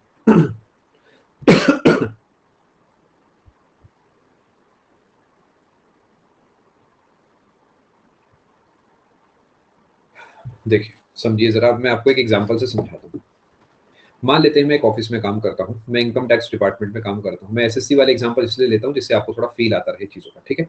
अब मैंने क्या करना है, मैं एक वहाँ पर इनकम टैक्स इंस्पेक्टर हूँ, मैंने एक फाइल क्रिएट करी है और मेरा जो सीनियर है जो कि आईटीओ है, इनकम टैक्स ऑफिसर है, उन्होंने मुझे कहा कि ये फाइल मुझे भेज दो ई ऑफिस में। ई ऑफिस करके एक जो है सरकार का अपना सॉफ्टवेयर टाइप है, वो कहते हैं जी मुझे इसके अंदर भेज दो, ठीक है। तो क्या ये पूरा का पूरा जो ट्रांसफर है, शेयरिंग ऑफ इन्फॉर्मेशन है, आईटी डिपार्टमेंट के अंदर ही हो रहा है? तो ये एक तरीके का इंट्रानेट हो गया, ठीक है। हम आपस में इंट्रानेट के थ्रू जुड़े हुए हैं, ठीक है। यहाँ तक आपको समझ आया। अब मान लेते हैं यहाँ पर क्या हुआ, एक दूसरा एग्जाम्पल, मुझे रोज अटेंडेंस लगानी होती है, तो अटेंडेंस के लिए बायोमेट्रिक करता हूँ मैं। अब बायोमेट्रिक के लिए मैं वहाँ पे अंगूठा लगाता हूँ, है ना। अंगूठा लगाता हूँ तो वो डेटा मेरे आधार कार्ड से जुड़ा होता है, आधार कार्ड के जो आखिरी के 8 अंक होते हैं वो डालता हूँ, अंगूठा लगाता हूँ, मेरी अटेंडेंस लग जाती है, ठीक है। तो अब मुझे एक बात बताओ, ये डेटा क्या यूआईडीएआई के पास जा रहा है? एक्स्ट्रा नेट हो गया है, क्योंकि आधार तो इनकम टैक्स डिपार्टमेंट का नहीं है ना। लेकिन क्या इन दोनों के आपस के बहुत तगड़े जो है टर्म्स एंड कंडीशंस होंगे कि ये इन्फॉर्मेशन और किसी के पास नहीं जानी चाहिए, और अगर एम्प्लॉय ने अंगूठा लगा दिया तो उसका पूरा का पूरा जो चार्ट है, पूरा इन्फॉर्मेशन सेव करना आपकी जिम्मेदारी है। दिस दैट, समझ पा रहे हैं? अगर मैं बैठा हूँ आराम से और मैं इनकम टैक्स डिपार्टमेंट की साइट को खोल के बैठा हूँ, वहां पर मैं कुछ भी पढ़े जा रहा हूँ, देखे जा रहा हूँ, पैन नंबर कितने डिजिट का होता है, ये वो ऐसा वैसा, तो इंटरनेट है। समझ पा रहे हैं बात को?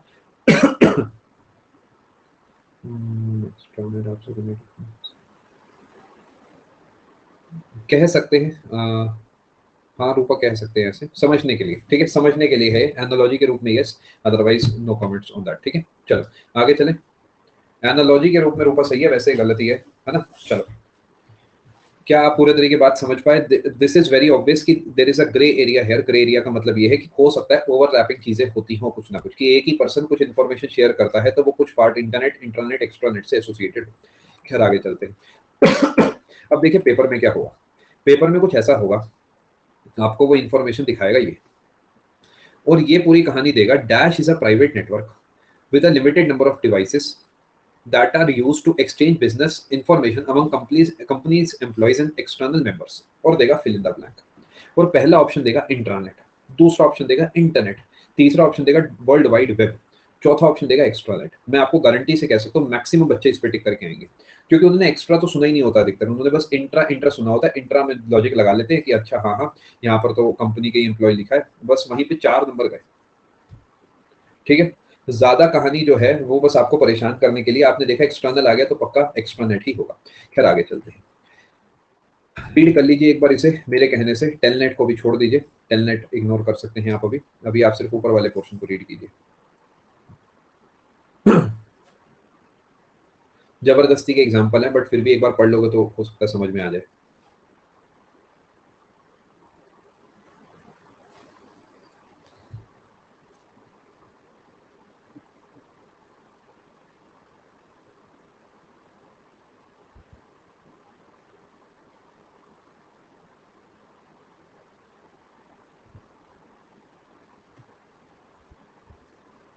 जी हाँ बलराम, बिल्कुल सही। खैर आगे चलते हैं दोस्तों, अब बात कर लेते हैं प्रोटोकॉल्स की।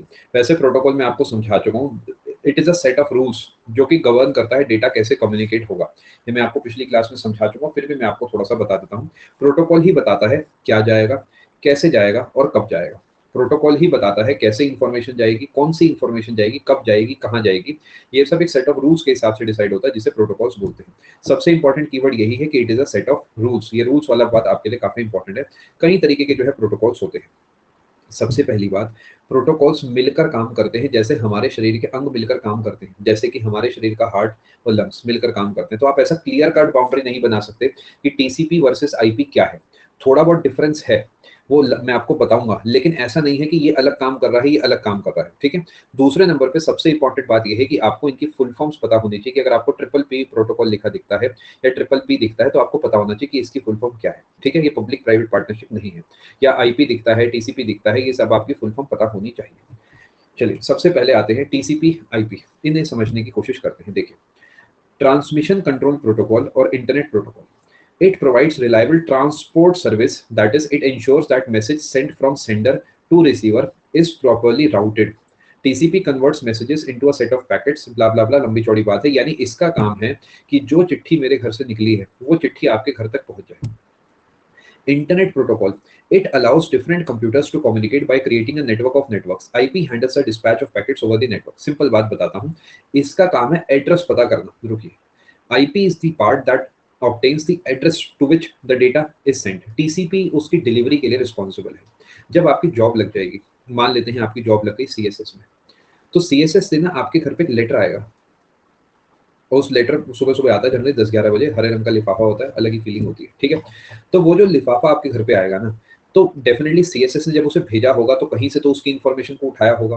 वो जो सोर्स ऑफ इन्फॉर्मेशन है वो प्रोवाइड करना IP का काम है। IP एड्रेस तभी तो हम बोलते हैं कि अगर मेरे घर तक वो चिट्ठी आनी है तो मेरे घर का एड्रेस, ऐसे इंटरनेट के रूप में अगर वो आपके घर तक आनी है, आपके कंप्यूटर तक आनी है, तो आपके कंप्यूटर का एड्रेस, वो IP का काम है। कैसे पहुंचेगा वो TCP का काम है। क्या फर्क आप समझ पा रहे हैं?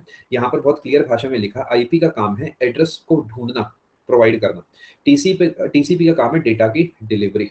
क्या बात को आप समझ पा रहे हैं? दोनों में फर्क समझ गए। लेकिन अगेन ये इतना सिंपल नहीं है जितना मैं आपको एक लाइन में लिखकर बता रहा हूँ। आपको इसे समझना है कि बहुत ज्यादा जुड़कर काम करते हैं, तभी बहुत जगह आप इन्हें एक साथ लिखा देखते हैं, TCP IP, बिकॉज ये मिलकर काम करते हैं। नहीं समझे? दोबारा समझे हितेश। कंप्यूटर, मेरे कंप्यूटर से आपके कंप्यूटर तक डेटा आना है, आपके कंप्यूटर की लोकेशन को ढूंढना, यानी वो वहां तक पहुंचेगा, वो IP, आपका IP एड्रेस है ना, और वो कैसे पहुंचेगा वो काम है TCP का। ठीक है, ये है आपके लिए बेसिक डिफरेंस। नमस्ते जी, आगे चलते हैं। अब ये आपको मैं बता चुका हूँ, IPv6, IPv4, V4 जो है 2 की पावर 5 पे चलता है, V6 जो है 2 की पावर 7 पे चलता है ना। ये हल्का सा और देख लेना, IP एड्रेस की 5 क्लासेस होती हैं, बड़ी सिंपल सी बात है, कुछ भी खास इसमें नहीं है, बस हल्का हल्का ऊपर से देख लोगे तो आपका काम बन जाएगा। ठीक है, ये बस आपको 5 क्लासेस पता होनी चाहिए। ये मेरे हिसाब से कुछ खास इतना इंपॉर्टेंट नहीं है, 0 से लेकर 127, ये जाने दो, इग्नोर करो। पढ़ना चाहो पढ़ सकते हो, मैं मना नहीं कर रहा, बट मेरे हिसाब से जो मोर इंपॉर्टेंट बात है वो ये कि 5 क्लासेस होती है, ABCD। ठीक है जी, आगे चलते हैं। ये आप समझ गए 255 पे ही कहानी क्यों रुक रही है, बिकॉज 0 से 255 तक 256 जो है ऑप्शंस होते हैं, इस वजह से। शेलॉक, आप मुझे अपना डाउट डिटेल में लिखिए और क्वेश्चन टैब में, और बाकी डाउट मैं बाद में लूंगा आपका क्लास खत्म होने के समय। ठीक है, चलें आगे। ध्रुव, आपका डाउट नहीं समझा? चलो, क्या बात समझ पा रहे? IPv4 IPv6 के अंदर फर्क पता होना चाहिए। IPv6 ज्यादा सिक्योर्ड है, वर्जन 6 है, ये वर्जन 4 है, और वो 2 की पावर 7 है, वो 2 की पावर 5 है। ये मैं आपको ऑलरेडी पिछली क्लासेस में बता चुका हूँ। File transfer protocol, hyper text transfer protocol, कुछ रिजर्व होता है, समझा नहीं आपका डाउट? देखिए, एक तो ना आप सभी डाउट जब लिखते थोड़ा सा डिटेल में लिखा करो, जिससे मैं उसे पढ़ के समझ जाऊं। दूसरा, डाउट्स क्वेश्चन टाइम में भेजा करो, जिससे जाने से पहले मैं उन्हें लेके जाऊं। फाइल ट्रांसफर प्रोटोकॉल ये क्या करता है जी, समझिएगा, कोशिश करिएगा। ठीक है, it can transfer files between any computers that have an internet connection and also works between computers using totally different operating system. File transfer protocol, मान लो एक ऐसा सॉफ्टवेयर है जो कि इधर से उधर फाइल को ट्रांसफर करता है, इधर से उधर फाइल को ट्रांसफर करता है। बस इतना सही ध्यान रखना है। चाहो तो ये ध्यान रख सकते हो, जैसे नाम जो यहाँ पर लिखे दिख रहे, कासाब्लांका, फाइलजिला, ये कॉनकरर, ये सब आपके FTP सॉफ्टवेयर्स के एग्जांपल्स हैं। देखिए आपकी 4 साल की IT की या कंप्यूटर साइंस की बीटेक आपको 10-20 घंटे में नहीं कराई जा सकती है, लेकिन पेपर में टिक कराए जा सकते हैं। तो पेपर में टिक कराया जा रहा है, बस उससे ज्यादा कुछ नहीं। FTP की फुल फॉर्म ध्यान रखिएगा। ये एग्जांपल्स जो बताए हैं, फाइलजिला है, कासाब्लांका है और कॉनकरर है, ये हल्के बहुत नाम ध्यान रखिएगा कि FTP software, that is file transfer protocol software के एग्जांपल है। ये आपको पता ही है, HTTP hyper text transfer protocol, ये फुल फॉर्म पता होनी चाहिए। ऐसी एक HTTPS होता है जिसमें S की जगह आपका सिक्योर आता है, बाकी HTTP hyper text transfer protocol. ठीक है दोस्तों, जी हाँ, PMYT, ये भी आपको पता है कौन सी वो भाषा है जिससे वेब पेजेस बनते हैं, HTML hyper text markup language, पता होना चाहिए आपको ये। ठीक है जी, बस आगे चलते हैं जी। सिंपल सी बात है, मैं बहुत ज्यादा सिंपल कर रहा हूँ। क्या आपको यहाँ तक सब समझ आ रहा है? आपकी तबीयत ठीक है? 1 घंटा हो चुका है हमारी क्लास को, और करीब आधे से पौना घंटा आप मान लीजिए अभी बचा हुआ है, और उसके अंदर मैं आपको काफी सारे डेटा कवर कराने वाला हूँ। एक ओवरव्यू दे देता हूँ अभी क्या क्या बचा है आपकी इस क्लास में। हम टेलनेट को समझेंगे, यूजनेट में कुछ खास नहीं है, जबरदस्ती का है। PPP समझेंगे, और ये फुल फॉर्म वगैरह हम देखेंगे। उसके बाद हम देखेंगे टर्म्स रिलेटेड टू इंटरनेट, ये बहुत इंपॉर्टेंट है, यहाँ से सवाल आते ही आते हैं। ये वेब पेज, वेबसाइट क्या होता है, ये सब पोर्शन हम समझेंगे। उसके बाद ये कुछ एक्सटेंशन हम पढ़ेंगे, डोमेन नेम क्या होता है, ये सब हम कवर करेंगे। ठीक है, ये आगे वाला पोर्शन बहुत आसान है, सर्च इंजन क्या होता है, सर्विस की क्या सर्विसेज आपको क्या क्या मिलती है, ये सारा पोर्शन मैं आपको जो है इस क्लास में पढ़ाने वाला हूँ। क्या क्लास भारी है क्या? बहुत आसान क्लास है, वैसे तो ये भारी तो नहीं होनी चाहिए। ठीक है, फिर भी मैं काम कर देता हूँ, आपको 1 मिनट का ब्रेक देता हूँ, 2 मिनट तो बहुत ज़्यादा हो जाएगा, 1 मिनट का ब्रेक है आपके पास। और आप ठीक है, सेशन में बने रहिए। 1 मिनट के बाद आपसे दोबारा मुलाकात करते हैं, आप अपने दिमाग को थोड़ा शांत कर लीजिए। ठीक है, सेशन में आप दोस्तों बने रहिए।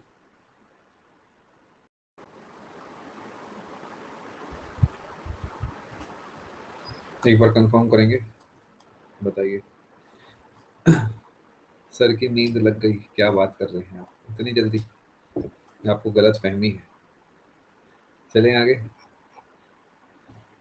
चले दोस्तों, करें शुरू कहानी। बताओ, ज्यादा लंबा ब्रेक दे दो तो भी दिक्कत है, ब्रेक ना दो तो भी दिक्कत है।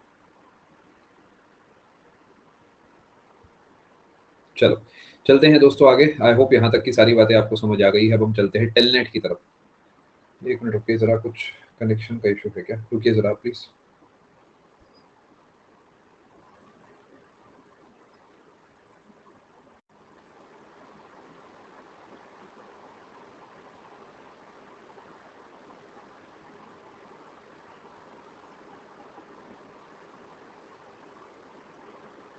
ठीक लग रहा है सब? हाँ ठीक है, चलिए।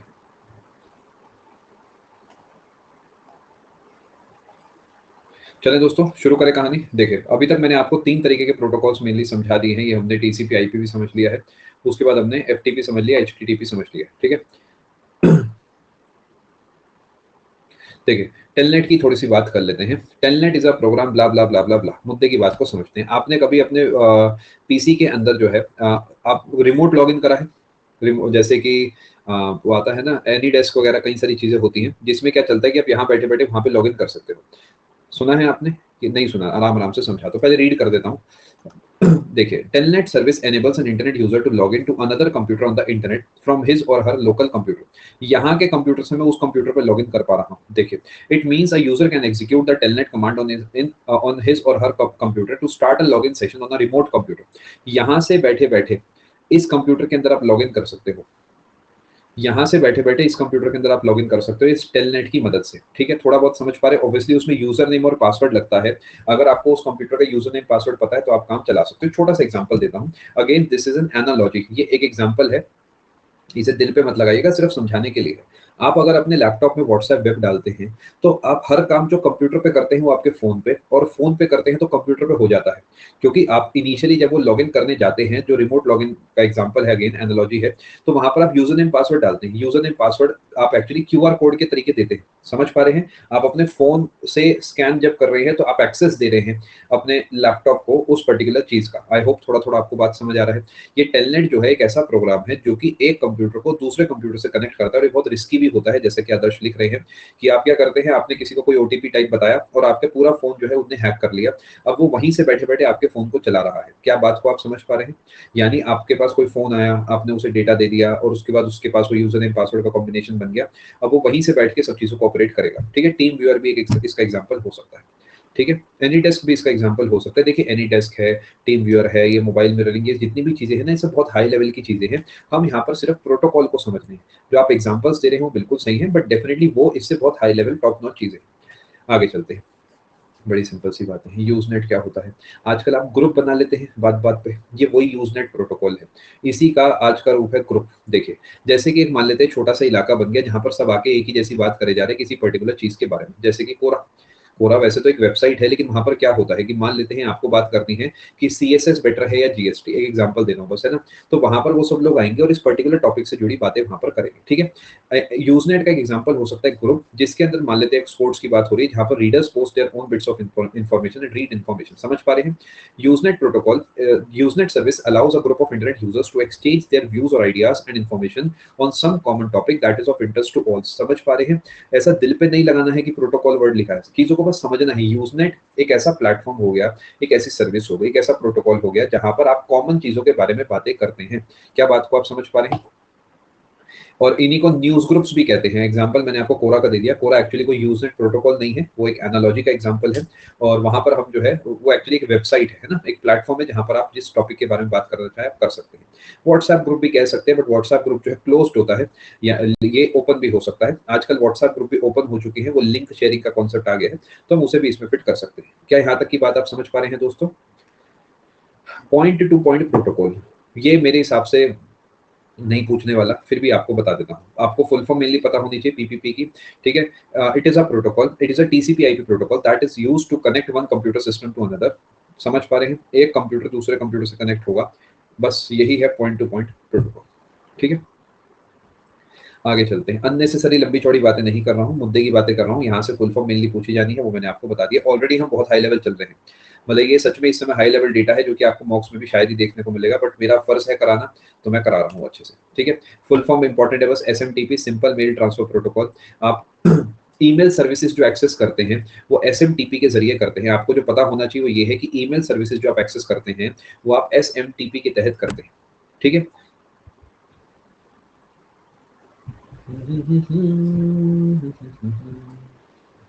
अच्छा, आज ही मॉक में मिला है, चलिए बहुत बढ़िया। हम भी देखें मॉक वाले कितना मुश्किल पूछ लेते हैं। चलें आगे।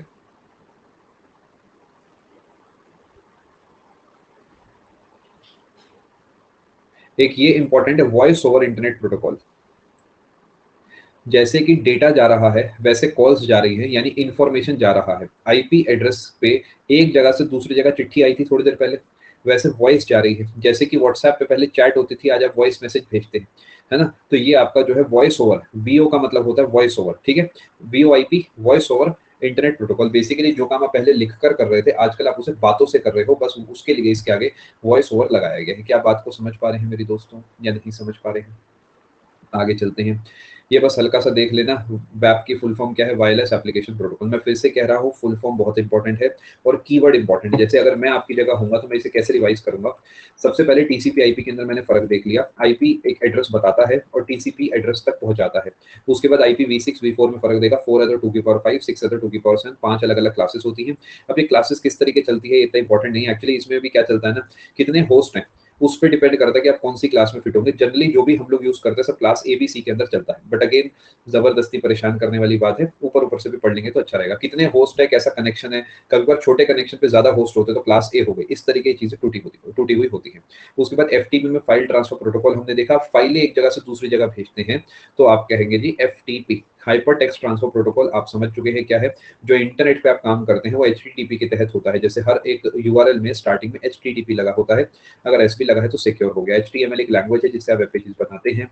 टेलनेट जो आपका एक ऐसा आपको रिमोट लॉगिन का एक्सेस देता है, अपने कंप्यूटर से दूसरे कंप्यूटर पे आप टेलनेट के थ्रू जो है कनेक्ट कर सकते हैं। यूजर आईडी पासवर्ड आपके पास होना चाहिए।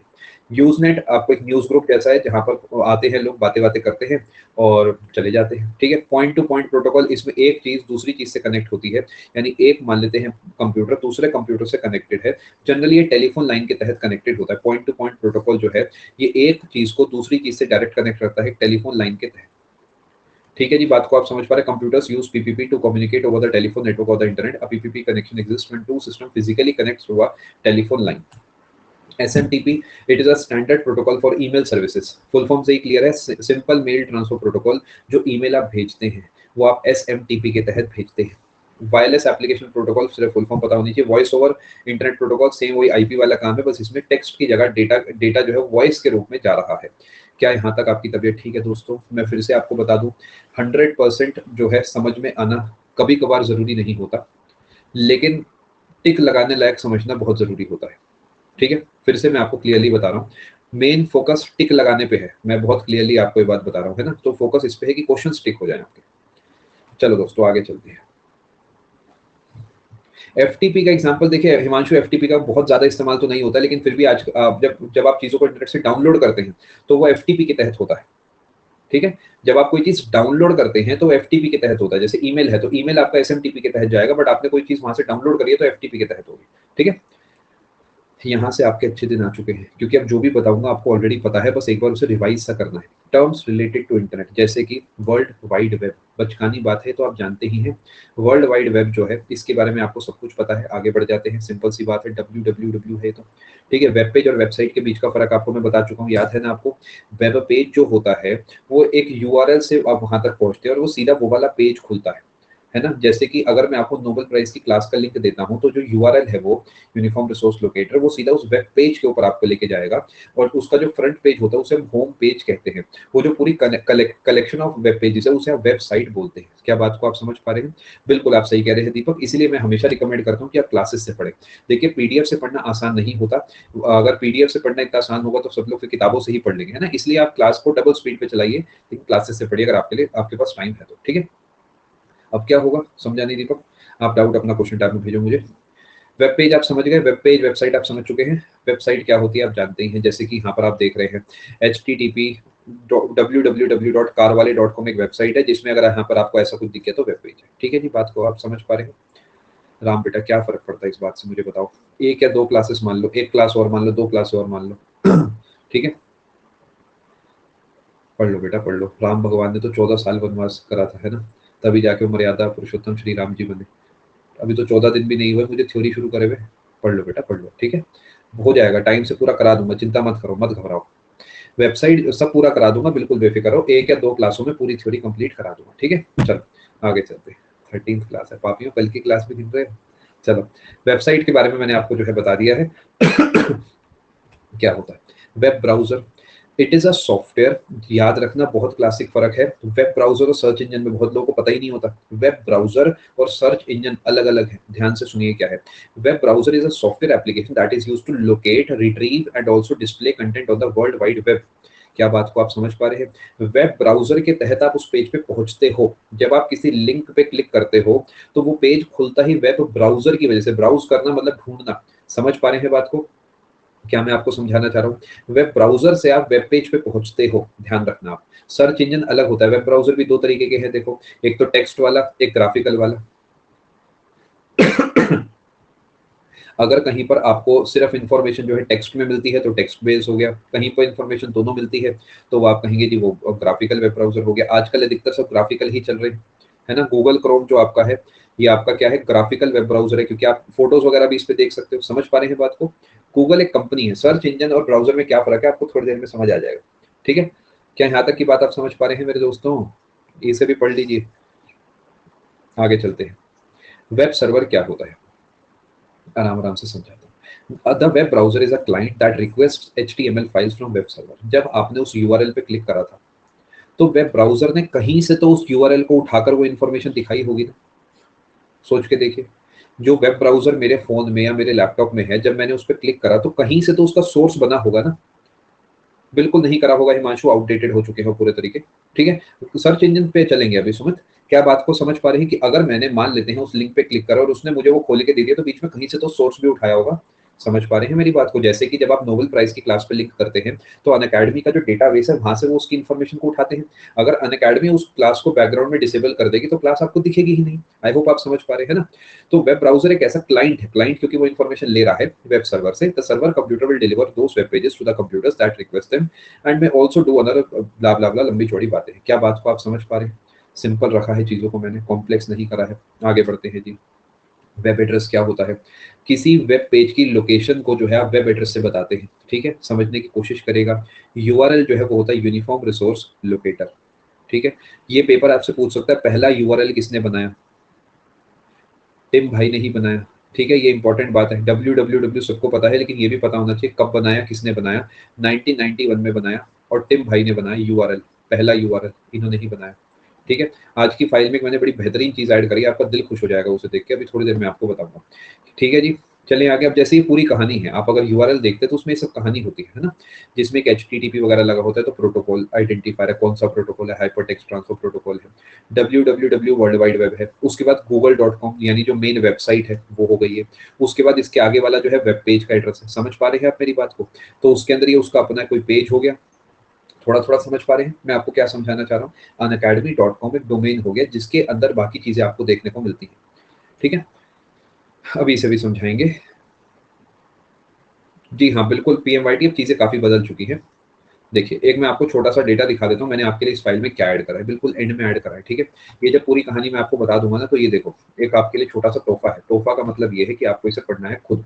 वो क्या है, आपसे पेपर एक आध बार पूछ चुका है ना, फेसबुक किसने बनाया, या व्हाट्सएप कब बना, या गूगल कब आया, है ना? इस तरीके का डेटा आया है ना आपके पेपर में, कई बार मॉक्स में भी आपको देखने को मिलता होगा। तो कुछ मैंने यहाँ पर आपके लिए डेटा ऐड करा है, जैसे कि मैंने ये आपके लिए गूगल का डेटा डाल दिया, ठीक है। तो यहाँ पर आपको जो जो पढ़ना होगा वो क्या है, आप यहाँ से पढ़ लेंगे कब बना और किसने बनाया, हेडक्वार्टर कहाँ पर है, थोड़ा थोड़ा समझ पा रहे हैं। यानी लैरी पेज वाली बात हम कई बार पढ़ते हैं। इसी तरीके गूगल हो गया, यूट्यूब हो गया, ये फेसबुक मेटा जो कि अब है, ये हो गया, एप्पल हो गया, एडोबे हो गया, या आपका व्हाट्सएप हो गया, फ्लिपकार्ट हो गया, वॉलमार्ट हो गया, अमेजॉन हो गया, नेटफ्लिक्स हो गया और डिज्नी हो गया। एचपी की फुल फॉर्म मैंने ऐड करके डेटा दे दिया, समझ पा रहे हैं। जावा है, जावा के बारे में आपसे कई बार सवाल पूछा हुआ है, सब विकिपीडिया का डेटा है, आप देख सकते हैं। इसने मैंने कुछ एडिटिंग वगैरह भी नहीं करी है, मैंने सोर्स आपके सामने लिख के छोड़ा है हर जगह, ठीक है। ठीक है जी। और जावा है, C, C plus plus, Python, PHP, HTML, ये डेटा मैंने आपके लिए ऐड करा है। क्या बात को समझ पा रहे हैं? आपको ये डेटा एक बार पढ़ना पड़ेगा, वो या तो आपको पढ़ना होगा अभी, या आपको पढ़ना होगा पेपर वाले दिन, पेपर के बीच में बैठ के, ठीक है। तो अभी आप इसे पढ़ेंगे समझ पा रहे हैं बात को। Divyansh, not important for SSC, ठीक है। ये आपके लिए एक होमवर्क रहेगा, इस डेटा को आपको कवर करके आना होगा। क्या ये सही करा है? क्या ये एग्जाम ओरिएंटेड है? कहीं ऐसा तो नहीं है कि फर्जी डेटा है? बता दीजिए मुझे आप। Obviously this is very important, बहुत ज्यादा इंपॉर्टेंट है। सी, सी प्लस प्लस, जावा का तो डायरेक्ट सवाल बना था 1995 का, डायरेक्ट आया था क्वेश्चन, ठीक है। तो पढ़ लीजिएगा, अच्छा रहेगा आपके लिए। खैर आता हूँ जी मैं अपनी बोरिंग सी बातों पे वापस। कम से कम उस डेटा को देख के आप ये तो समझ गए कि चलो उससे तो आसान है डेटा जो सर पढ़ा रहे हैं, वो तो होपलेस है जो जावा वाला भी दिखा है। मैं जानता हूँ आपकी सोच कितनी बढ़िया है, और अब तो वैसे भी क्वालिफाइंग है ना, ऐसा नहीं सोचना। क्वालिफाइंग में कुछ क्लियर वहाँ पे मेंशन नहीं करा गया है कि कितने नंबर कौन से के लिए चाहिए, वहाँ पर बताया ही नहीं उन्होंने कि CSS के लिए, GST के लिए क्या चाहिए, ठीक है। तो अपनी तरफ से बेस्ट परफॉर्म आपको करना होगा। खैर आगे चलते हैं, क्लास चलेगी अभी करीब 15 से 20 मिनट और। चलो, डोमेन नेम क्या होता है? देखो जी, डोमेन नेम आप जानते हैं क्या होता है। Domain name is a group of network resources assigned to a group of user, blah blah blah, लंबी चौड़ी बातें, जैसे कि google.com, yahoo.com, unacademy.com, ये डोमेन नेम होता है। क्या बात को आप समझ पा रहे हैं? अब एब्रीविएशन क्या होता है? Domains are organised by the type of organisations and by country. A 3-letter abbreviation indicating the organization and usually 2-letter abbreviation indicating the country name। आप कभी भी देखेंगे अपनी जो सरकारी साइट्स होती है उसके एंड में IN लगा होता है। IN का क्या मतलब है? इंडिया, है ना, कि पता लगता है कि इंडिया का लिंक है। ऐसे ही आप यूएस देखेंगे, ऐसे आप अलग अलग देखते हैं ना, वो होता है डोमेन एब्रीविएशन, यानी जो आखिरी में लगा हुआ है। जैसे आप .com देखते हैं तो इससे आप क्लियरली बता देते हैं कि ये जो है कमर्शियल वेबसाइट है। समझ पा रहे हैं मेरी बात को? जैसे कि .com आपने देखा, आप क्लियरली बता देंगे कमर्शियल है। .gov लगा हुआ देखा तो गवर्नमेंट है। .edu देखा तो एजुकेशनल है। समझ पा रहे हैं? ये थोड़ा सा पढ़ के जाइएगा, अच्छा रहेगा। .org अगर आप देखते हैं तो नॉन प्रॉफिट ऑर्गेनाइजेशन, थोड़ा सा आप समझ पा रहे हैं, वो सही है। And Sumit, that is correct but incomplete. NIC.in चलता है, आप एक बार चेक करना आयुष्मान। .nic.in होता है, तो आखिरी वाले इन की यहाँ पे बात हो रही है, ठीक है। ये पढ़ लीजिएगा एक बार। जैसे INFO, इन्फो है, ये इंफॉर्मेशनल ऑर्गेनाइजेशन है, ये रीड कर लीजिएगा, अच्छा रहेगा। .net जो है आपके लिए इंपॉर्टेंट है, नेटवर्क रिसोर्सेस है। यही सब तो पूछता है पेपर, ठीक है, यही सब आपसे पूछता है। आखिरी वाले को देखा जाएगा। आलोक, जैसे IN है तो इंडिया का है वो। ऐसे ही कंट्रीज, जैसे IN है वो इंडिया है, AU ऑस्ट्रेलिया है, FR फ्रांस है, UK जो है यूनाइटेड, ऐसे। और ये तो कॉमन सेंस से बन जाएगा आपका, है ना। ये कॉमन सेंस से बना लोगे ना वहाँ पर। ये थोड़ा सा लॉजिकल है, मतलब ऑप्शंस को देखना, उसकी शॉर्ट फॉर्म बनाना, पूरे पूरे चांसेस है वही आंसर होगा। मतलब इसे याद करने की कोई नीड नहीं है, थोड़ा सा लॉजिक बना लेना। अब FR है तो स्वीडन की तो नहीं हो सकती, फ्रांस की ही होगी। जी हाँ सोमनाथ, बट उसके आगे .in लगा होगा। जैसे जियो भी है, जियो के आगे .in लगा हुआ है, तो वो आखिरी वाले इन की यहाँ पे बात हो रही है कि वो इंडिया है। और जो .gov है वो गवर्नमेंट है। जैसे कि अगर आपकी ईमेल आईडी में मान लेते हैं, मान लेता हूँ abc@gov.in, तो इसे देख के ही आप समझ सकते हो कि गवर्नमेंट ऑफ इंडिया की जो है ईमेल आईडी है। इस तरीके चलता है, थोड़ा सा समझ पाए? अच्छा ठीक है, ठीक है सोमनाथ, चलें दोस्तों आगे। डॉग क्या होते हैं? बड़ी सिंपल सी बात है, पूछेगा तो डेफिनेशन पूछ सकता है। आपने देखा होगा आजकल बहुत सारे लोग ब्लॉगर बन रहे हैं, और ब्लॉगर से आसान काम है ब्लॉगर बनना। व्लॉग कुछ नहीं है, वीडियो ब्लॉग है। कुछ भी कर रहे हैं वो, कुछ भी, सीरियसली कुछ भी is the correct term for them. कुछ भी कर रहे हैं वो ब्लॉग के नाम पे। समझाता हूँ क्या है ये। ब्लॉग क्या होता है, जहां पर एक इंडिविजुअल जैसे कि आप और हम रिकॉर्ड करते हैं ओपिनियंस, या फिर कोई ऐसे लिंक जो कि आपको अब काम के है। जैसे मान लेते हैं कि मैं एक ब्लॉग लिखता हूँ और उसपे मैं लिखता हूँ कि ऐसा ऐसा हुआ, आज सुहाना दिन था, फिर मेरा मूड खराब हो गया कि मेरा एसएससी में सिलेक्शन नहीं हो रहा, फिर मैंने देखा मैं क्या करूँ, मैंने यूट्यूब शॉर्ट्स देखे, उसमें यूपीएससी के आने लग गए, मैं वो देखा, मैंने कहा यार मजा तो यूपीएससी में ही है, फिर मैं यूपीएससी की तैयारी में लग गया। फिर मैंने देखा कि मैं प्री तो निकाल लूंगा लेकिन मेंस की आंसर राइटिंग तो है नहीं, फिर मैंने आंसर राइटिंग की कोचिंग ढूंढी, उतने पैसे भी मेरे पास नहीं थे, फिर मैंने उसे बंद करके सोचा बैंक पीओ का फॉर्म भर देता हूँ। बैंक पीओ का फॉर्म भरा, उसमें रीजनिंग मुझे पल्ले ही नहीं पड़ी। ऐसे करके मैं अपनी पूरी कहानी जो है लिखता चलूंगा। This is my opinion about certain things. समझ पा रहे हैं? फिर मैंने वहाँ पे लिंक दिए कि मैंने ये यूट्यूब शॉर्ट्स देखा जिसने मेरी जिंदगी खराब कर दी, उसने कहा कि तुम पहली बार में जो है इंस्पेक्टर बन सकते हो 20 दिन में। तो वहां पर आप वैसे लिंक भी दे सकते हो। समझ पा रहे हैं बात को? और जनरली जो ब्लॉग है वो कंटिन्यूस होते हैं, जैसे आप अपनी डायरी लिखते हो उसी तरीके लोग व्लॉग्स लिखते हैं, यानी ब्लॉग्स लिखते हैं। उसी का आजकल वीडियो चलता है, वो ब्लॉग होते हैं। देखिए जो व्लॉग में दुनिया है वो रियल नहीं है, ठीक है? फिर से बता रहा हूँ, व्लॉग की दुनिया रियल नहीं है, वो पूरे तरीके नकली दुनिया है। हर इंसान के जीवन में कुछ खुशी और कुछ गम होते हैं। अधिकतर केसेस में गम ज्यादा होते हैं और खुशी कम होती है, ठीक है? उसमें से जो दोनों में से सबसे बढ़िया वाली एक खुशी है वो आपको दिखा दी जाती है, बाकी सब डिलीट कर दिया जाता है। आपको ये देखकर अपने जीवन से कंपैरिजन करके लगता है कि मैं दुखी हूँ, और इस चीज से बचिए क्योंकि इंफीरियोरिटी कॉम्प्लेक्स अधिकतर लोगों को डुबा जाता है। ठीक है जी, समझ पा रहे हैं बात को? ब्लॉग और व्लॉग में एक ही फर्क है, वो दैट इज वीडियो ब्लॉग। आगे चलते हैं जी। हाँ, जो आप एंट्री करते हैं पोस्ट कहलाती है। आज आपने पोस्ट करा है, कल आपने पोस्ट करा है, परसों आपने पोस्ट करा है, कहाँ करा है? ब्लॉग पे करा है अपने। अगला सवाल, न्यूज ग्रुप तो आपको पता ही है, अब सिंपल सी बात है, आगे चले, कुछ भी नहीं है इसमें। अब सब सिंपल है, अब बढ़िया है, आसान आसान टर्म्स है। Search engine is a website that provides the required data on specific topics. जैसे गूगल पे आप कुछ सर्च करते हैं तो वो जो सर्च की जगह होती है वहां पर आप कुछ टाइप करते हैं कि 10 दिन में आईएएस कैसे बने, ठीक है? मैं 10 दिन छोड़ो, मैं 2 घंटे में बनना सिखा सकता हूँ, बताओ सीखोगे? अरे नहीं, मजाक कर रहे हो? आधा घंटा बढ़िया सा जो है रिलैक्सिंग म्यूजिक सुनना है और सो जाना है। 1.5 घंटा भी बचाइए इस बंदे में। सोओगे 15 से 20 मिनट में नींद आ जाएगी। बचे हुए 1 घंटे तक आईएएस बनो, कोई टेंशन की बात नहीं। ठीक है भैया, यही हो सकता है इतने टाइम में तो।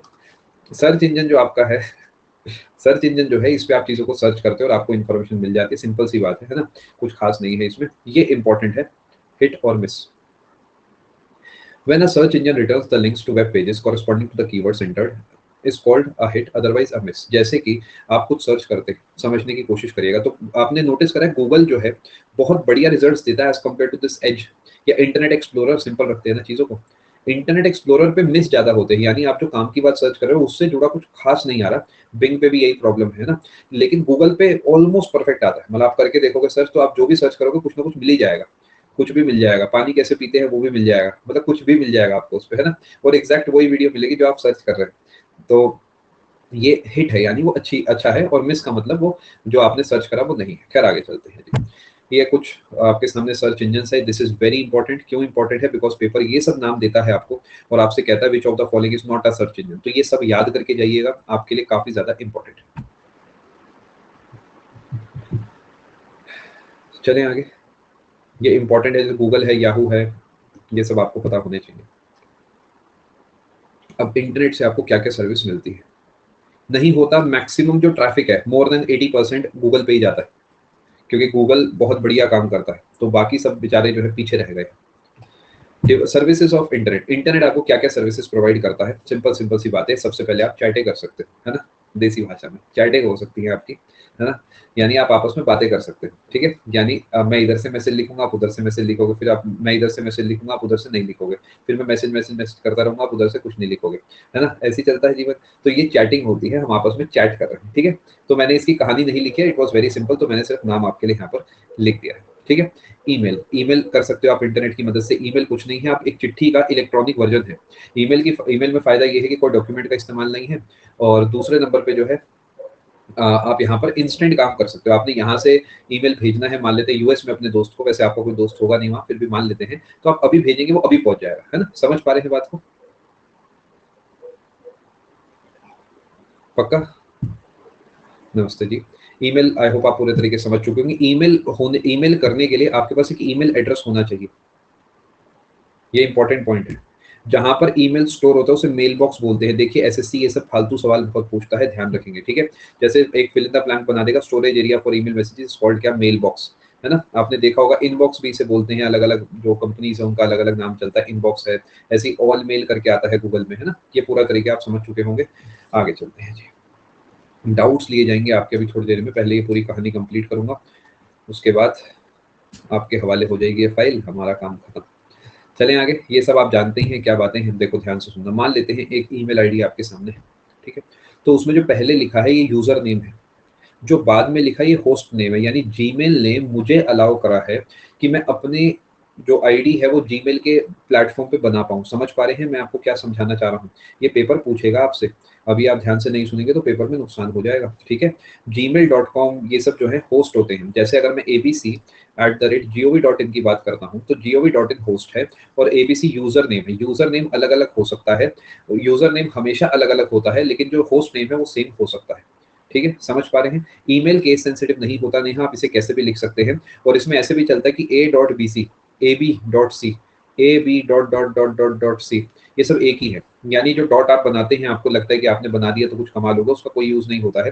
एक्चुअली अगर आपने a.bc बना दिया @gmail.com तो कोई दूसरा abc भी नहीं बना पाएगा। थोड़ा सा समझ आई मेरी बात? यानी अगर मैंने बना दिया राहुल अरोड़ा @gmail, तो राहुल डॉट अरोड़ा भी कोई एक्सेस नहीं कर सकता, क्योंकि वो ऑलरेडी ऑक्यूपाइड दिखाएगा वहां पर, ठीक है। हिमांशु, पूरे चांसेस है कि डॉट वाले फैक्टर को इसलिए इग्नोर करा जाता है जिससे कि कंफ्यूजन ना हो, क्योंकि जनरली डॉट पढ़ने में भी नहीं आते कई बार जब आप लिखते हैं तो, है ना। इस वजह से मे भी ये कॉन्सेप्ट रखा गया होगा, ठीक है। आगे चलते हैं जी। नॉर्मल पीपल नहीं नहीं, आप लिख नहीं सकते रूपा। आपको जैसे भी जीमेल पे आपको अपनी ईमेल आईडी बनाने के लिए जीमेल से परमिशन लेनी पड़ेगी ना, तो ऐसी gov.in पे आपको आईडी बनाने के पहले गवर्नमेंट ऑफ इंडिया का हिस्सा बनना पड़ेगा। आप वहां जाएंगे, आपकी प्रॉपर मैपिंग होगी, आप कौन से डिपार्टमेंट से, कौन सी जगह से, कौन से ऑफिस से, कौन सी कमिश्नरेट से या कौन से मंत्रालय से है। उसके बाद वहां पर आपका कोई एडमिन होगा, वहां पर वो जाकर आपकी ईमेल आईडी क्रिएट करेगा, ठीक है।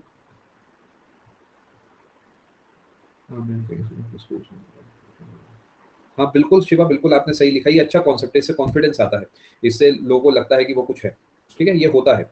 आगे चलें दोस्तों, यहाँ तक आपको समझ आ गया। वीडियो कॉन्फ्रेंस बच्चों वाली बातें हैं, ये आप जानते हैं। वीडियो कम्युनिकेशन आप करते हैं व्हाट्सएप पे, आजकल आप देखते ही हैं 4 से 6 लोग आपस में बातें करते रहते हैं, आधों की आवाज आती है, आधों की नहीं आती है, वही वीडियो कॉन्फ्रेंसिंग है। पहले सिर्फ और सिर्फ स्काइप करके हुआ करता था, आपने सुना होगा, कभी यूज नहीं करा होगा। मतलब उस समय बहुत ही बड़ी बात थी कि ऐसा भी कुछ आता है जिससे आप एक दूसरे की शक्ल देख सकते हो। आजकल तो आप लोगों के लिए you have taken this for granted, video conferencing को, बट ये बहुत ही बड़ी बात थी कि आप वीडियो कॉल कर सकते हो किसी को, ठीक है।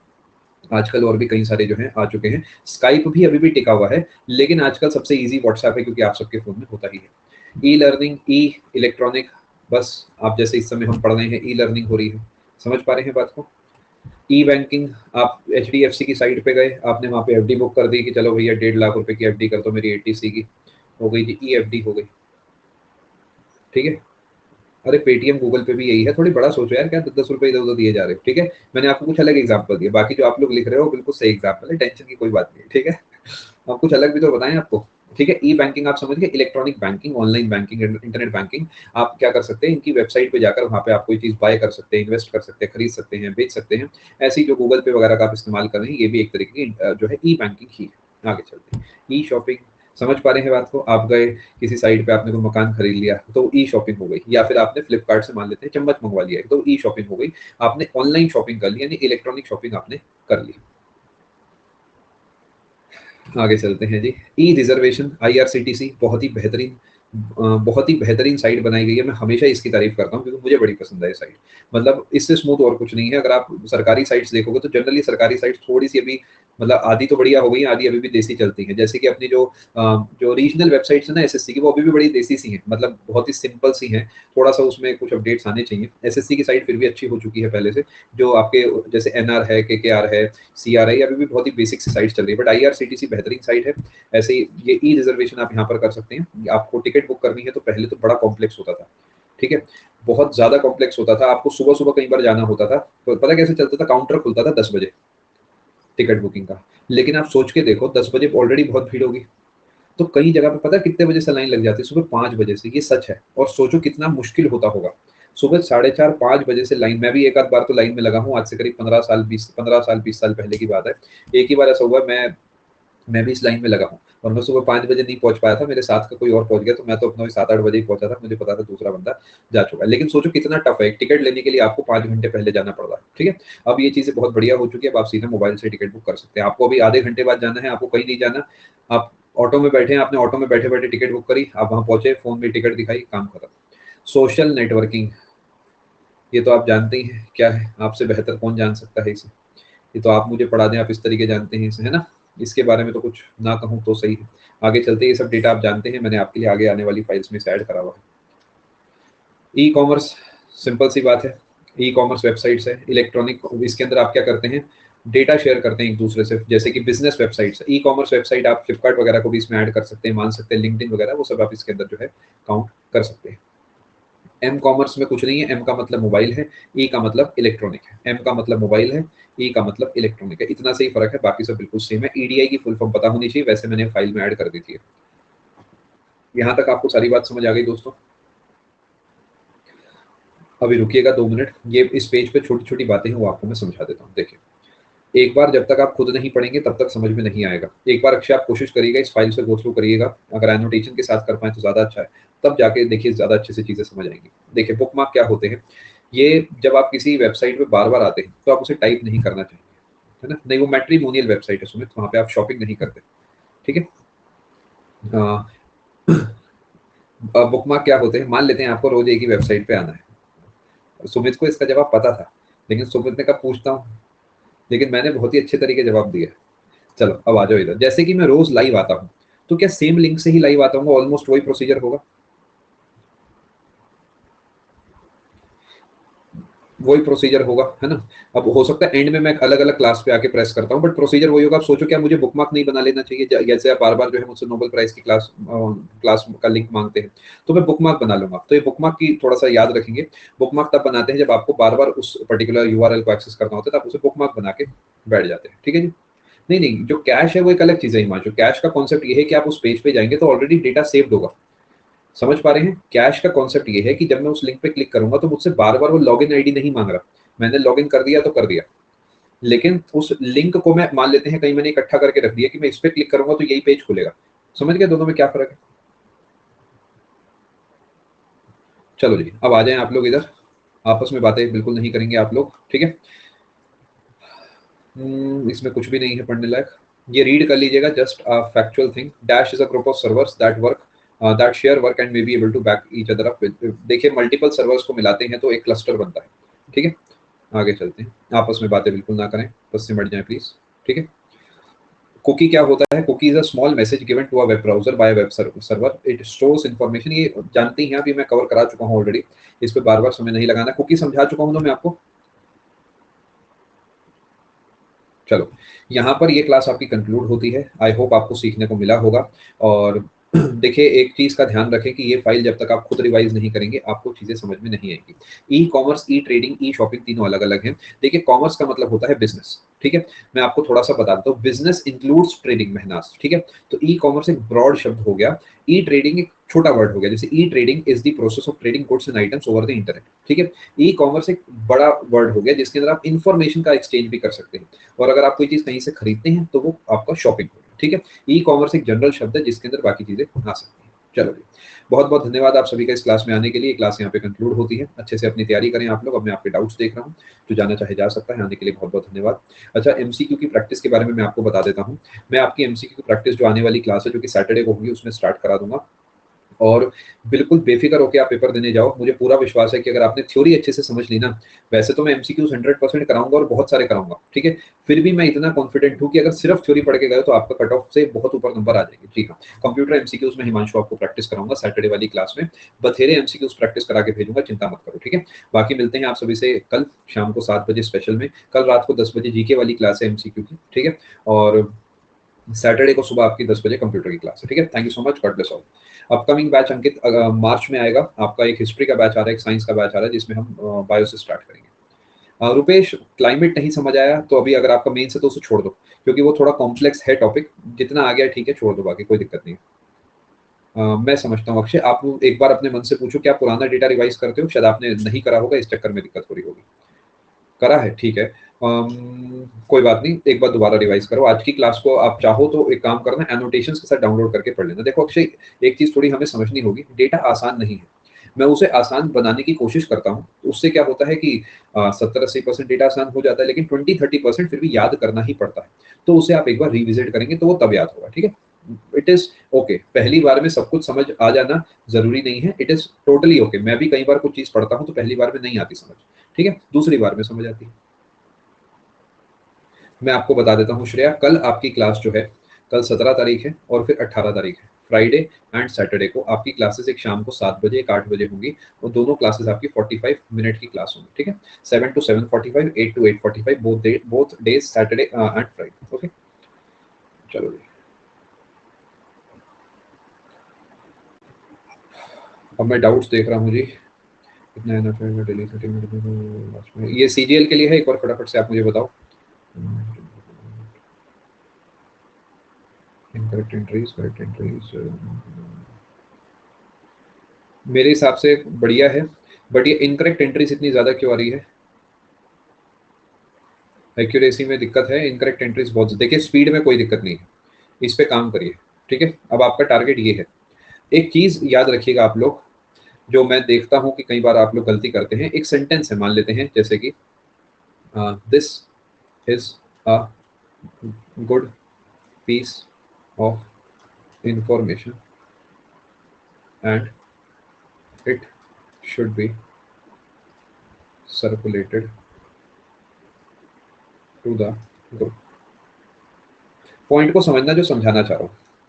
जब आप टाइप करते हैं ना, तो ऐसे शब्दों के समय बहुत ज्यादा ध्यान दिया करो, क्योंकि अगर आपने इसमें गलती करी ना तो पूरा जाएगा। ये आप समझते हो, इतनी टाइपिंग आप लोग कर रहे हो तो इतना तो पता लग गया होगा कैसे चलता है, कि अगर गलती से ये स्पेस आपने छोड़ दिया ना, तो 1 2 3 4 5 6 7 8 9 10 11 12 10 15 गलती हो जाएंगी। लेकिन अगर आपने यहाँ पे गलती करी तो 3 4 गलती हुई। तो जब बड़े वर्ड लिखते हो, जैसे कि यहाँ पर ये बड़ा वर्ड है, ये बड़ा वर्ड है, ये बड़ा है, ये बड़ा, तो एक्स्ट्रा कॉशियस होकर लिखो, ठीक है। यानी उसे गलत नहीं करेंगे, चाहे जो हो जाए उसे प्रॉपर्ली लिखेंगे।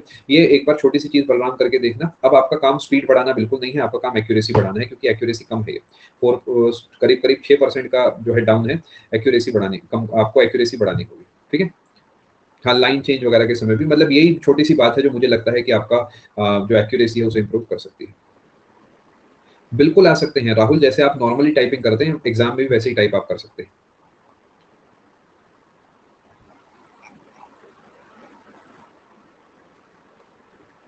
अच्छा, एक और क्वेश्चन है उसी में,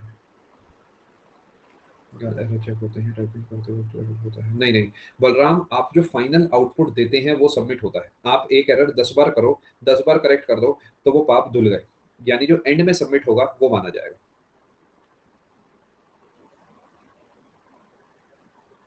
लेकिन बलराम, एंड के लिए इतना टाइम भी तो होना चाहिए ना। तो कोशिश करिए पहली बार ही हल्का सा स्लो टाइप करेंगे ना, तो काम बन जाएगा, हल्का सा स्लो, उससे काम बन जाएगा, एक्यूरेसी बढ़िया हो जाएगी। इंग्लिश मैथ रीजनिंग, ये मेरे लिखा है। अच्छा, आपने सेक्शन के मार्क्स आ रहे हैं अभी तक सारी क्लासेस। पहली बात तो मुझे मार्क्स नहीं दिख रहे हैं, फिर भी मैं अंदाजा लगा लेता हूँ। एक काम करते हैं श्वेता, थोड़ा दिन और रुकते हैं, अभी प्रैक्टिस हम करते हैं, उसके बाद देखते हैं। अगले वीक लगा के देखिएगा।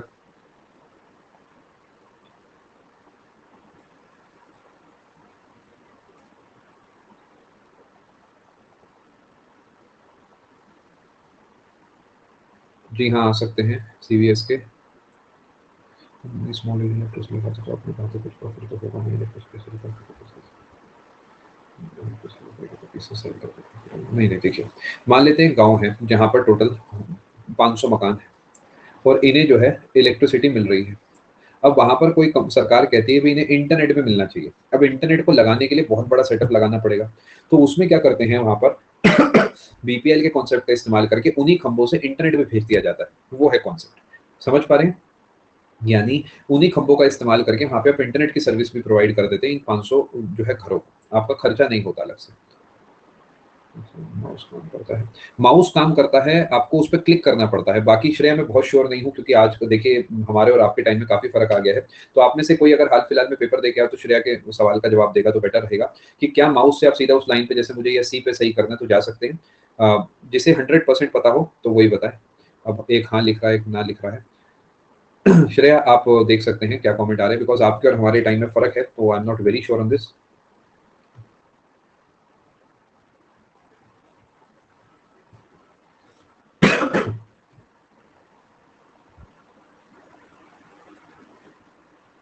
वाह भी वाह, काफी खुशी हो रही है देख के कि आप इन 22 में हैं जो कि सही आंसर दे रहे हैं। बहुत बढ़िया।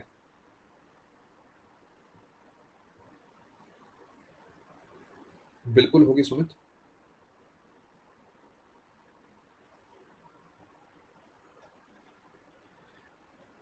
हेलो रफीक, ठीक है।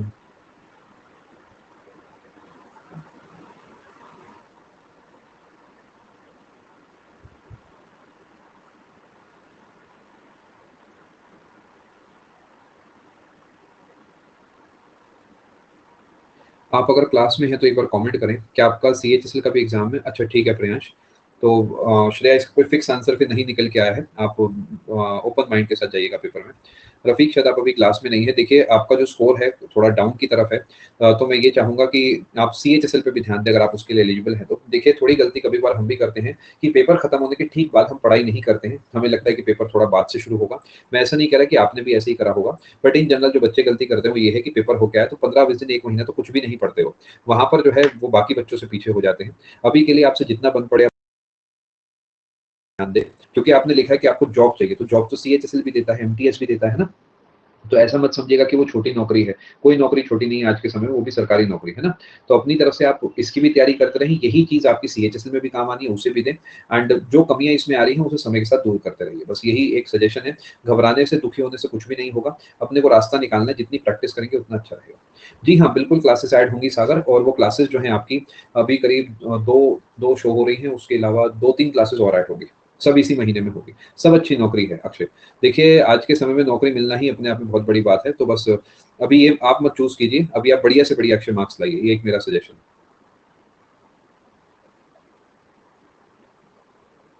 मैं एक एक करके जी डाउट्स ले रहा हूँ, आप पेशेंस सभी लोग बनाए रखें।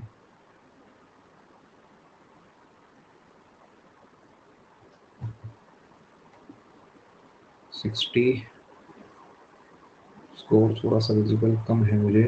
60, 81, 141, 241, 280 के आसपास आ रहा है, और आप इसमें 30-40 मार्क्स। देखिए अगर आप कह रहे हैं अनुराग आप इसमें 320 के आसपास जा सकते हैं तो मेरे हिसाब से वेल एंड गुड है। इंग्लिश में जो है आपके करीब करीब मैं देख पा रहा हूँ 10-12 सवाल गलत हुए हैं, वो देखिए क्यों गलत हुए हैं।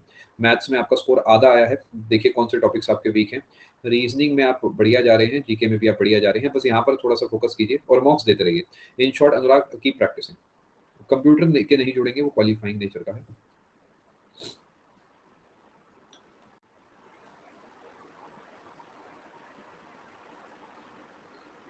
रेज हैंड बाद में लूंगा मैं, पहले जो है मैं डाउट्स ले लेता हूँ।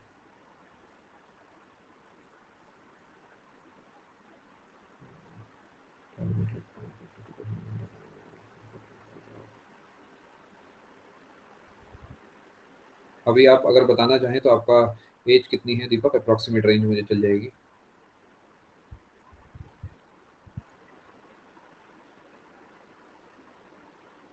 25।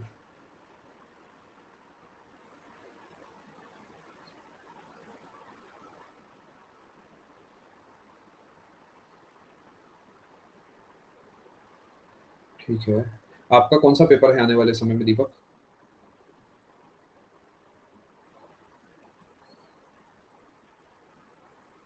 अगला डाउट भी मैं साथ साथ ले लेता हूँ। मेरा नाम तो करता है, जी हाँ पूरा लिखें डाउट अपना दीपक।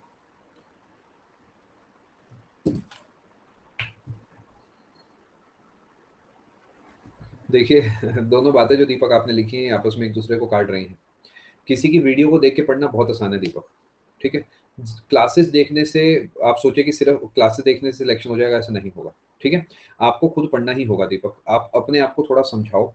आप देखो कि आपके लिए नौकरी कितनी इंपॉर्टेंट है, आप इस बात को समझो कि जब तक आप खुद पेन कॉपी नहीं उठाओगे काम नहीं बनेगा। जैसे ये जो कोर्स है, इस कोर्स को बहुत लोग देखेंगे, बहुत सारे बच्चे लाइव देखेंगे, बहुत सारे बाद में रिकॉर्डेड देखेंगे, CHSL के समय देखेंगे, क्या सबके बराबर नंबर आ जाएंगे? नहीं। तो फर्क यहाँ पर आएगा, जो बच्चा खुद पढ़ेगा ना वो आगे निकलेगा।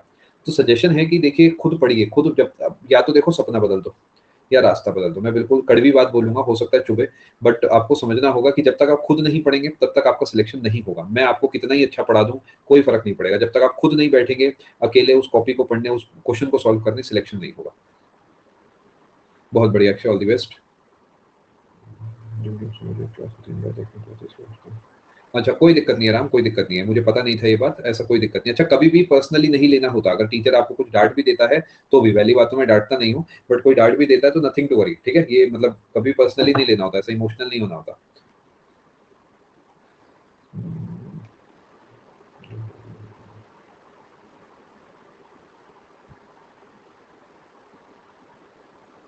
नहीं, आपको दोबारा नहीं लगाना है उस बैच को।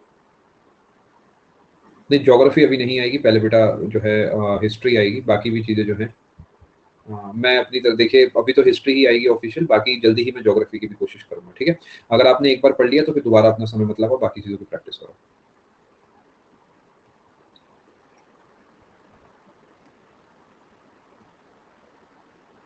हाँ, बहुत बहुत शुक्रिया, थैंक यू सो मच।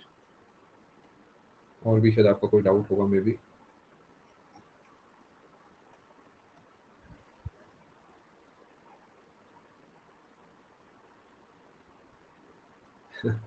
सागर देखो, दिल तो आपका भी जानता होगा कि कोशिश कर रहा हूँ मैं, बाकी क्या कर सकते हैं यार, देखो अपनी तरफ से तो एफर्ट कर सकता है इंसान।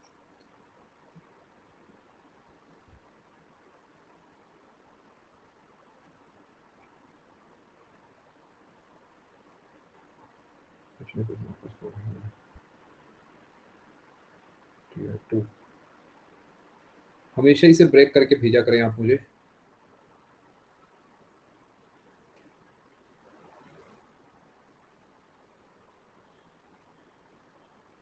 हाँ श्वेता, मैं आपका रेज़र हैंड ले रहा हूँ, फिर एक आध और रेज़र हैंड लूँगा। बहुत ही जल्दी-जल्दी आप प्लीज़ बताइएगा मुझे। जी, बताइए बेटा, एकदम गोली मार के। सर मैं मतलब क्लास तो आप देख ही रहे हैं। और सर आज अगर मैं आपकी 10 बजे क्लास होती है तो आप कहते हैं कि आप सबसे थक चुके होंगे, आपको हो रहा है। आपकी आवाज़ साफ नहीं आ रही। हेलो हाँ, आप बताइए। सर, मैं मतलब पूछना सर, मैं जैसे कि मार्क्स अभी कम आ रहे हैं तो मैं मतलब काम कर रही हूँ उस पे सब तक। सर मैं कल सुबह 8 बजे उठ के कम से कम रात के 2-3 बजे तक मेरा चलता रहता है, मतलब कि लगभग पढ़ाई चलती रहती है। आगे बताएं। तो मुझे ये लगता है कि मैं कहीं गलत डायरेक्शन में तो नहीं जा रही हूँ। जैसा कि आप बोलते हैं कि जो आप पढ़ते हैं तो मतलब कि थक जाता है इंसान, लेकिन मुझे ऐसा फील नहीं होता। हाँ, डर लगता है कि नौकरी चाहिए नहीं, चाहिए, बहुत डर लगता है, लेकिन नहीं थकावट वो, महसूस नहीं होती। अरे नहीं भैया, वो तो एक जनरल बात बस मैंने आपसे करी थी। क्लास में जब आके ऐसी बात करो तो बच्चा समझता है कि हाँ टीचर भी हमारे टाइप के ही हैं, तो बच्चा फिर फोकस से पढ़ता है। ये कुछ निंजा टेक्निक्स होती है टीचर्स के पास बच्चों को पढ़ाने की। अब ये चीज़ें आप क्या करेंगे सीख के?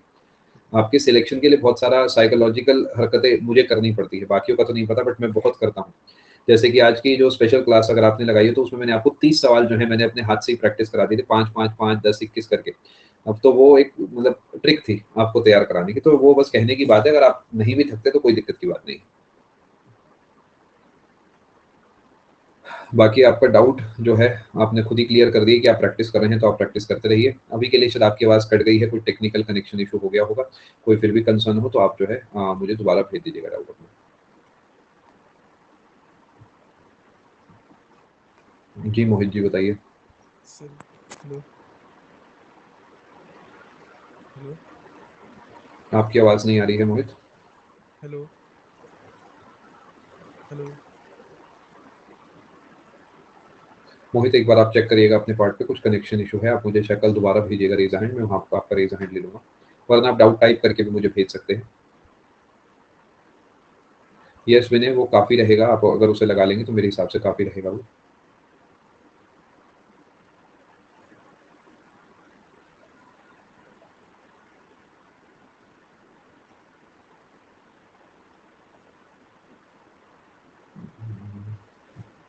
ये किस चीज़ का है official? CGL, CHSL, previous year या क्या?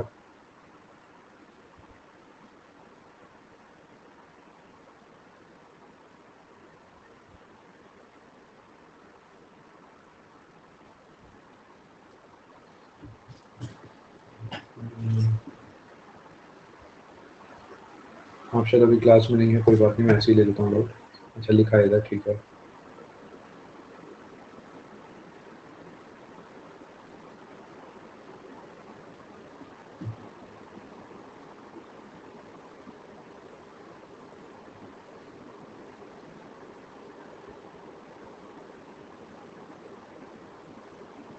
आपको मुझे फर्स्ट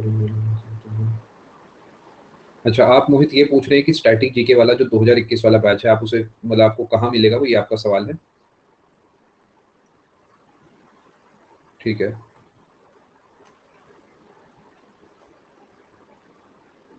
बिल्कुल लगाइए। देखिए मैं आपको 2 बैचेस मोहित रिकमेंड कर रहा हूँ।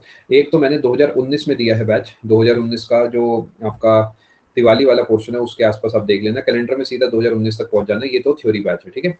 एक इसके बाद मैंने 2021 में दिया है 5 क्लासेस का बैच है, ये तो आपका होगा अक्टूबर के आसपास का, ये आपका है जुलाई में 5 क्लासेस का प्रैक्टिस बैच है। ये 2 बैचेस लगा लो बस, मतलब अभी के लिए मेरे बाकी सारे बैचेस को छोड़ के ये 2 बैचेस लगाओ, एक बार थ्योरी उससे कर लो, एक बार प्रैक्टिस इससे कर लो। बहुत बढ़िया बैचेस हैं दोनों, काफी काम आएंगे आपके। इसमें आपको लगेगा कोई और पढ़ा रहा है, बट विश्वास करेगा मैं ही हूँ। वो थोड़ा पुराना बैच है, 2-3 साल 4 साल हो गए हैं, बट ये काफी बढ़िया बैच है। मोहित, उसके लिए पहले आपको मुझे काफ़ी डिटेल देनी होगी कि आप मतलब आपके पास कितना समय है, आप कैसे-कैसे क्या कर रहे हैं। बाकी एक सजेशन दूँगा मोहित, टाइम टेबल को लेके हमेशा खुद ही बनाया करो प्लान, बिकॉज़ इंसान को खुद पता होता है कि वो कहाँ पे सबसे ज़्यादा कंफर्टेबल है। जैसे मान लेते हैं कि मैं रात को लेट तक पढ़ना पसंद करता हूँ, आप हो सकता है सुबह जल्दी उठते हो। कभी-कभार होता है सबसे पहले मैं मैथ से शुरू करता हूँ, कोई इंग्लिश से शुरू करना चाहता है। तो ये खुद ही थोड़ा बनाएँगे मोहित तो अच्छा रहेगा। और फिर भी कोई दिक्कत है तो आप मुझे मिल लेना किसी क्लास में, कल की क्लास में, किसी भी क्लास में, मैं आपको बता दूँगा। आप मोहित अपना प्लान बना के लाओ, उसमें इम्प्रूवमेंट्स अगर कुछ होंगे तो मैं कराऊंगा। पूरा प्लान मैं नहीं बनाऊंगा क्योंकि वो काम नहीं करेगा। आप अपना प्लान बनाओ, कुछ चेंजेस होंगे तो मैं आपको उसमें बताऊंगा। ऑफिशियल जब भी आप इस वीडियो को देखें, मैं आपको एक चीज कहना चाहता हूँ, आप रीजनिंग पे ओवर डिपेंडेंट अगर हो रहे हैं तो ऐसा मत होइएगा। सिर्फ रीजनिंग आपका सिलेक्शन नहीं कराएगी, जैसे मैं यहाँ भी देख पा रहा हूँ, क्योंकि अगर रीजनिंग मुश्किल आ गई तो आप छोड़ो, मेरे भी जो है 40 नंबर नहीं आएंगे। जब रीजनिंग एसएससी अपने लेवल की गंदी पूछता है ना, तो कोई भी नहीं बना सकता उसे। हर सवाल को बनाने के लिए 5-5 मिनट चाहिए। तो सिर्फ रीजनिंग के भरोसे मत जाइएगा, 4 में से कम 3 सेक्शन आपके मजबूत होने चाहिए। मैथ्स पे काम करिए और इंग्लिश पे काम कीजिए, अगर आपको लगता है जीके आपका साथ नहीं दे रही है तो।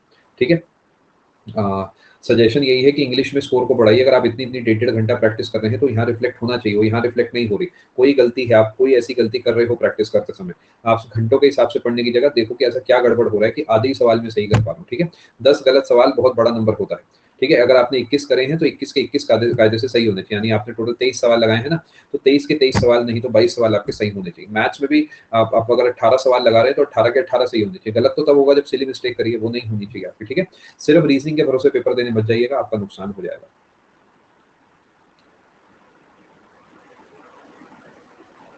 दीपक, ज्यादा से ज्यादा समय दे बेटा, ऐसा मैं आपको घंटों के हिसाब से नहीं बता सकता। आप देखिए आपका क्या क्या बचा है, उसे कवर करने के लिए आपको क्या क्या करना है। एक बार थ्योरी, एक बार प्रैक्टिस करनी है और बस शुरू हो जाइए। जीके किसी का साथ नहीं देता ओडिपस, अपनी तरफ से फिर भी जीके को पढ़ के जाना ही होता है, क्योंकि हम पे कोई सॉल्यूशन नहीं होता।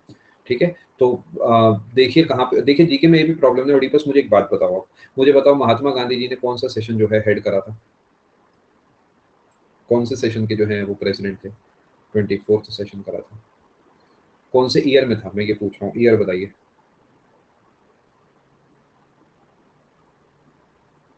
1924 में था।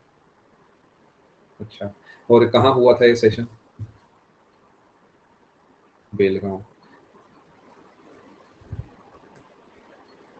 अब आप मुझे बताइए फटाफट से, वो वैसे तो मैं आज शाम को ये सारे सवाल पूछ चुका हूँ, मैं आपको मुद्दे की बात बता देता हूँ।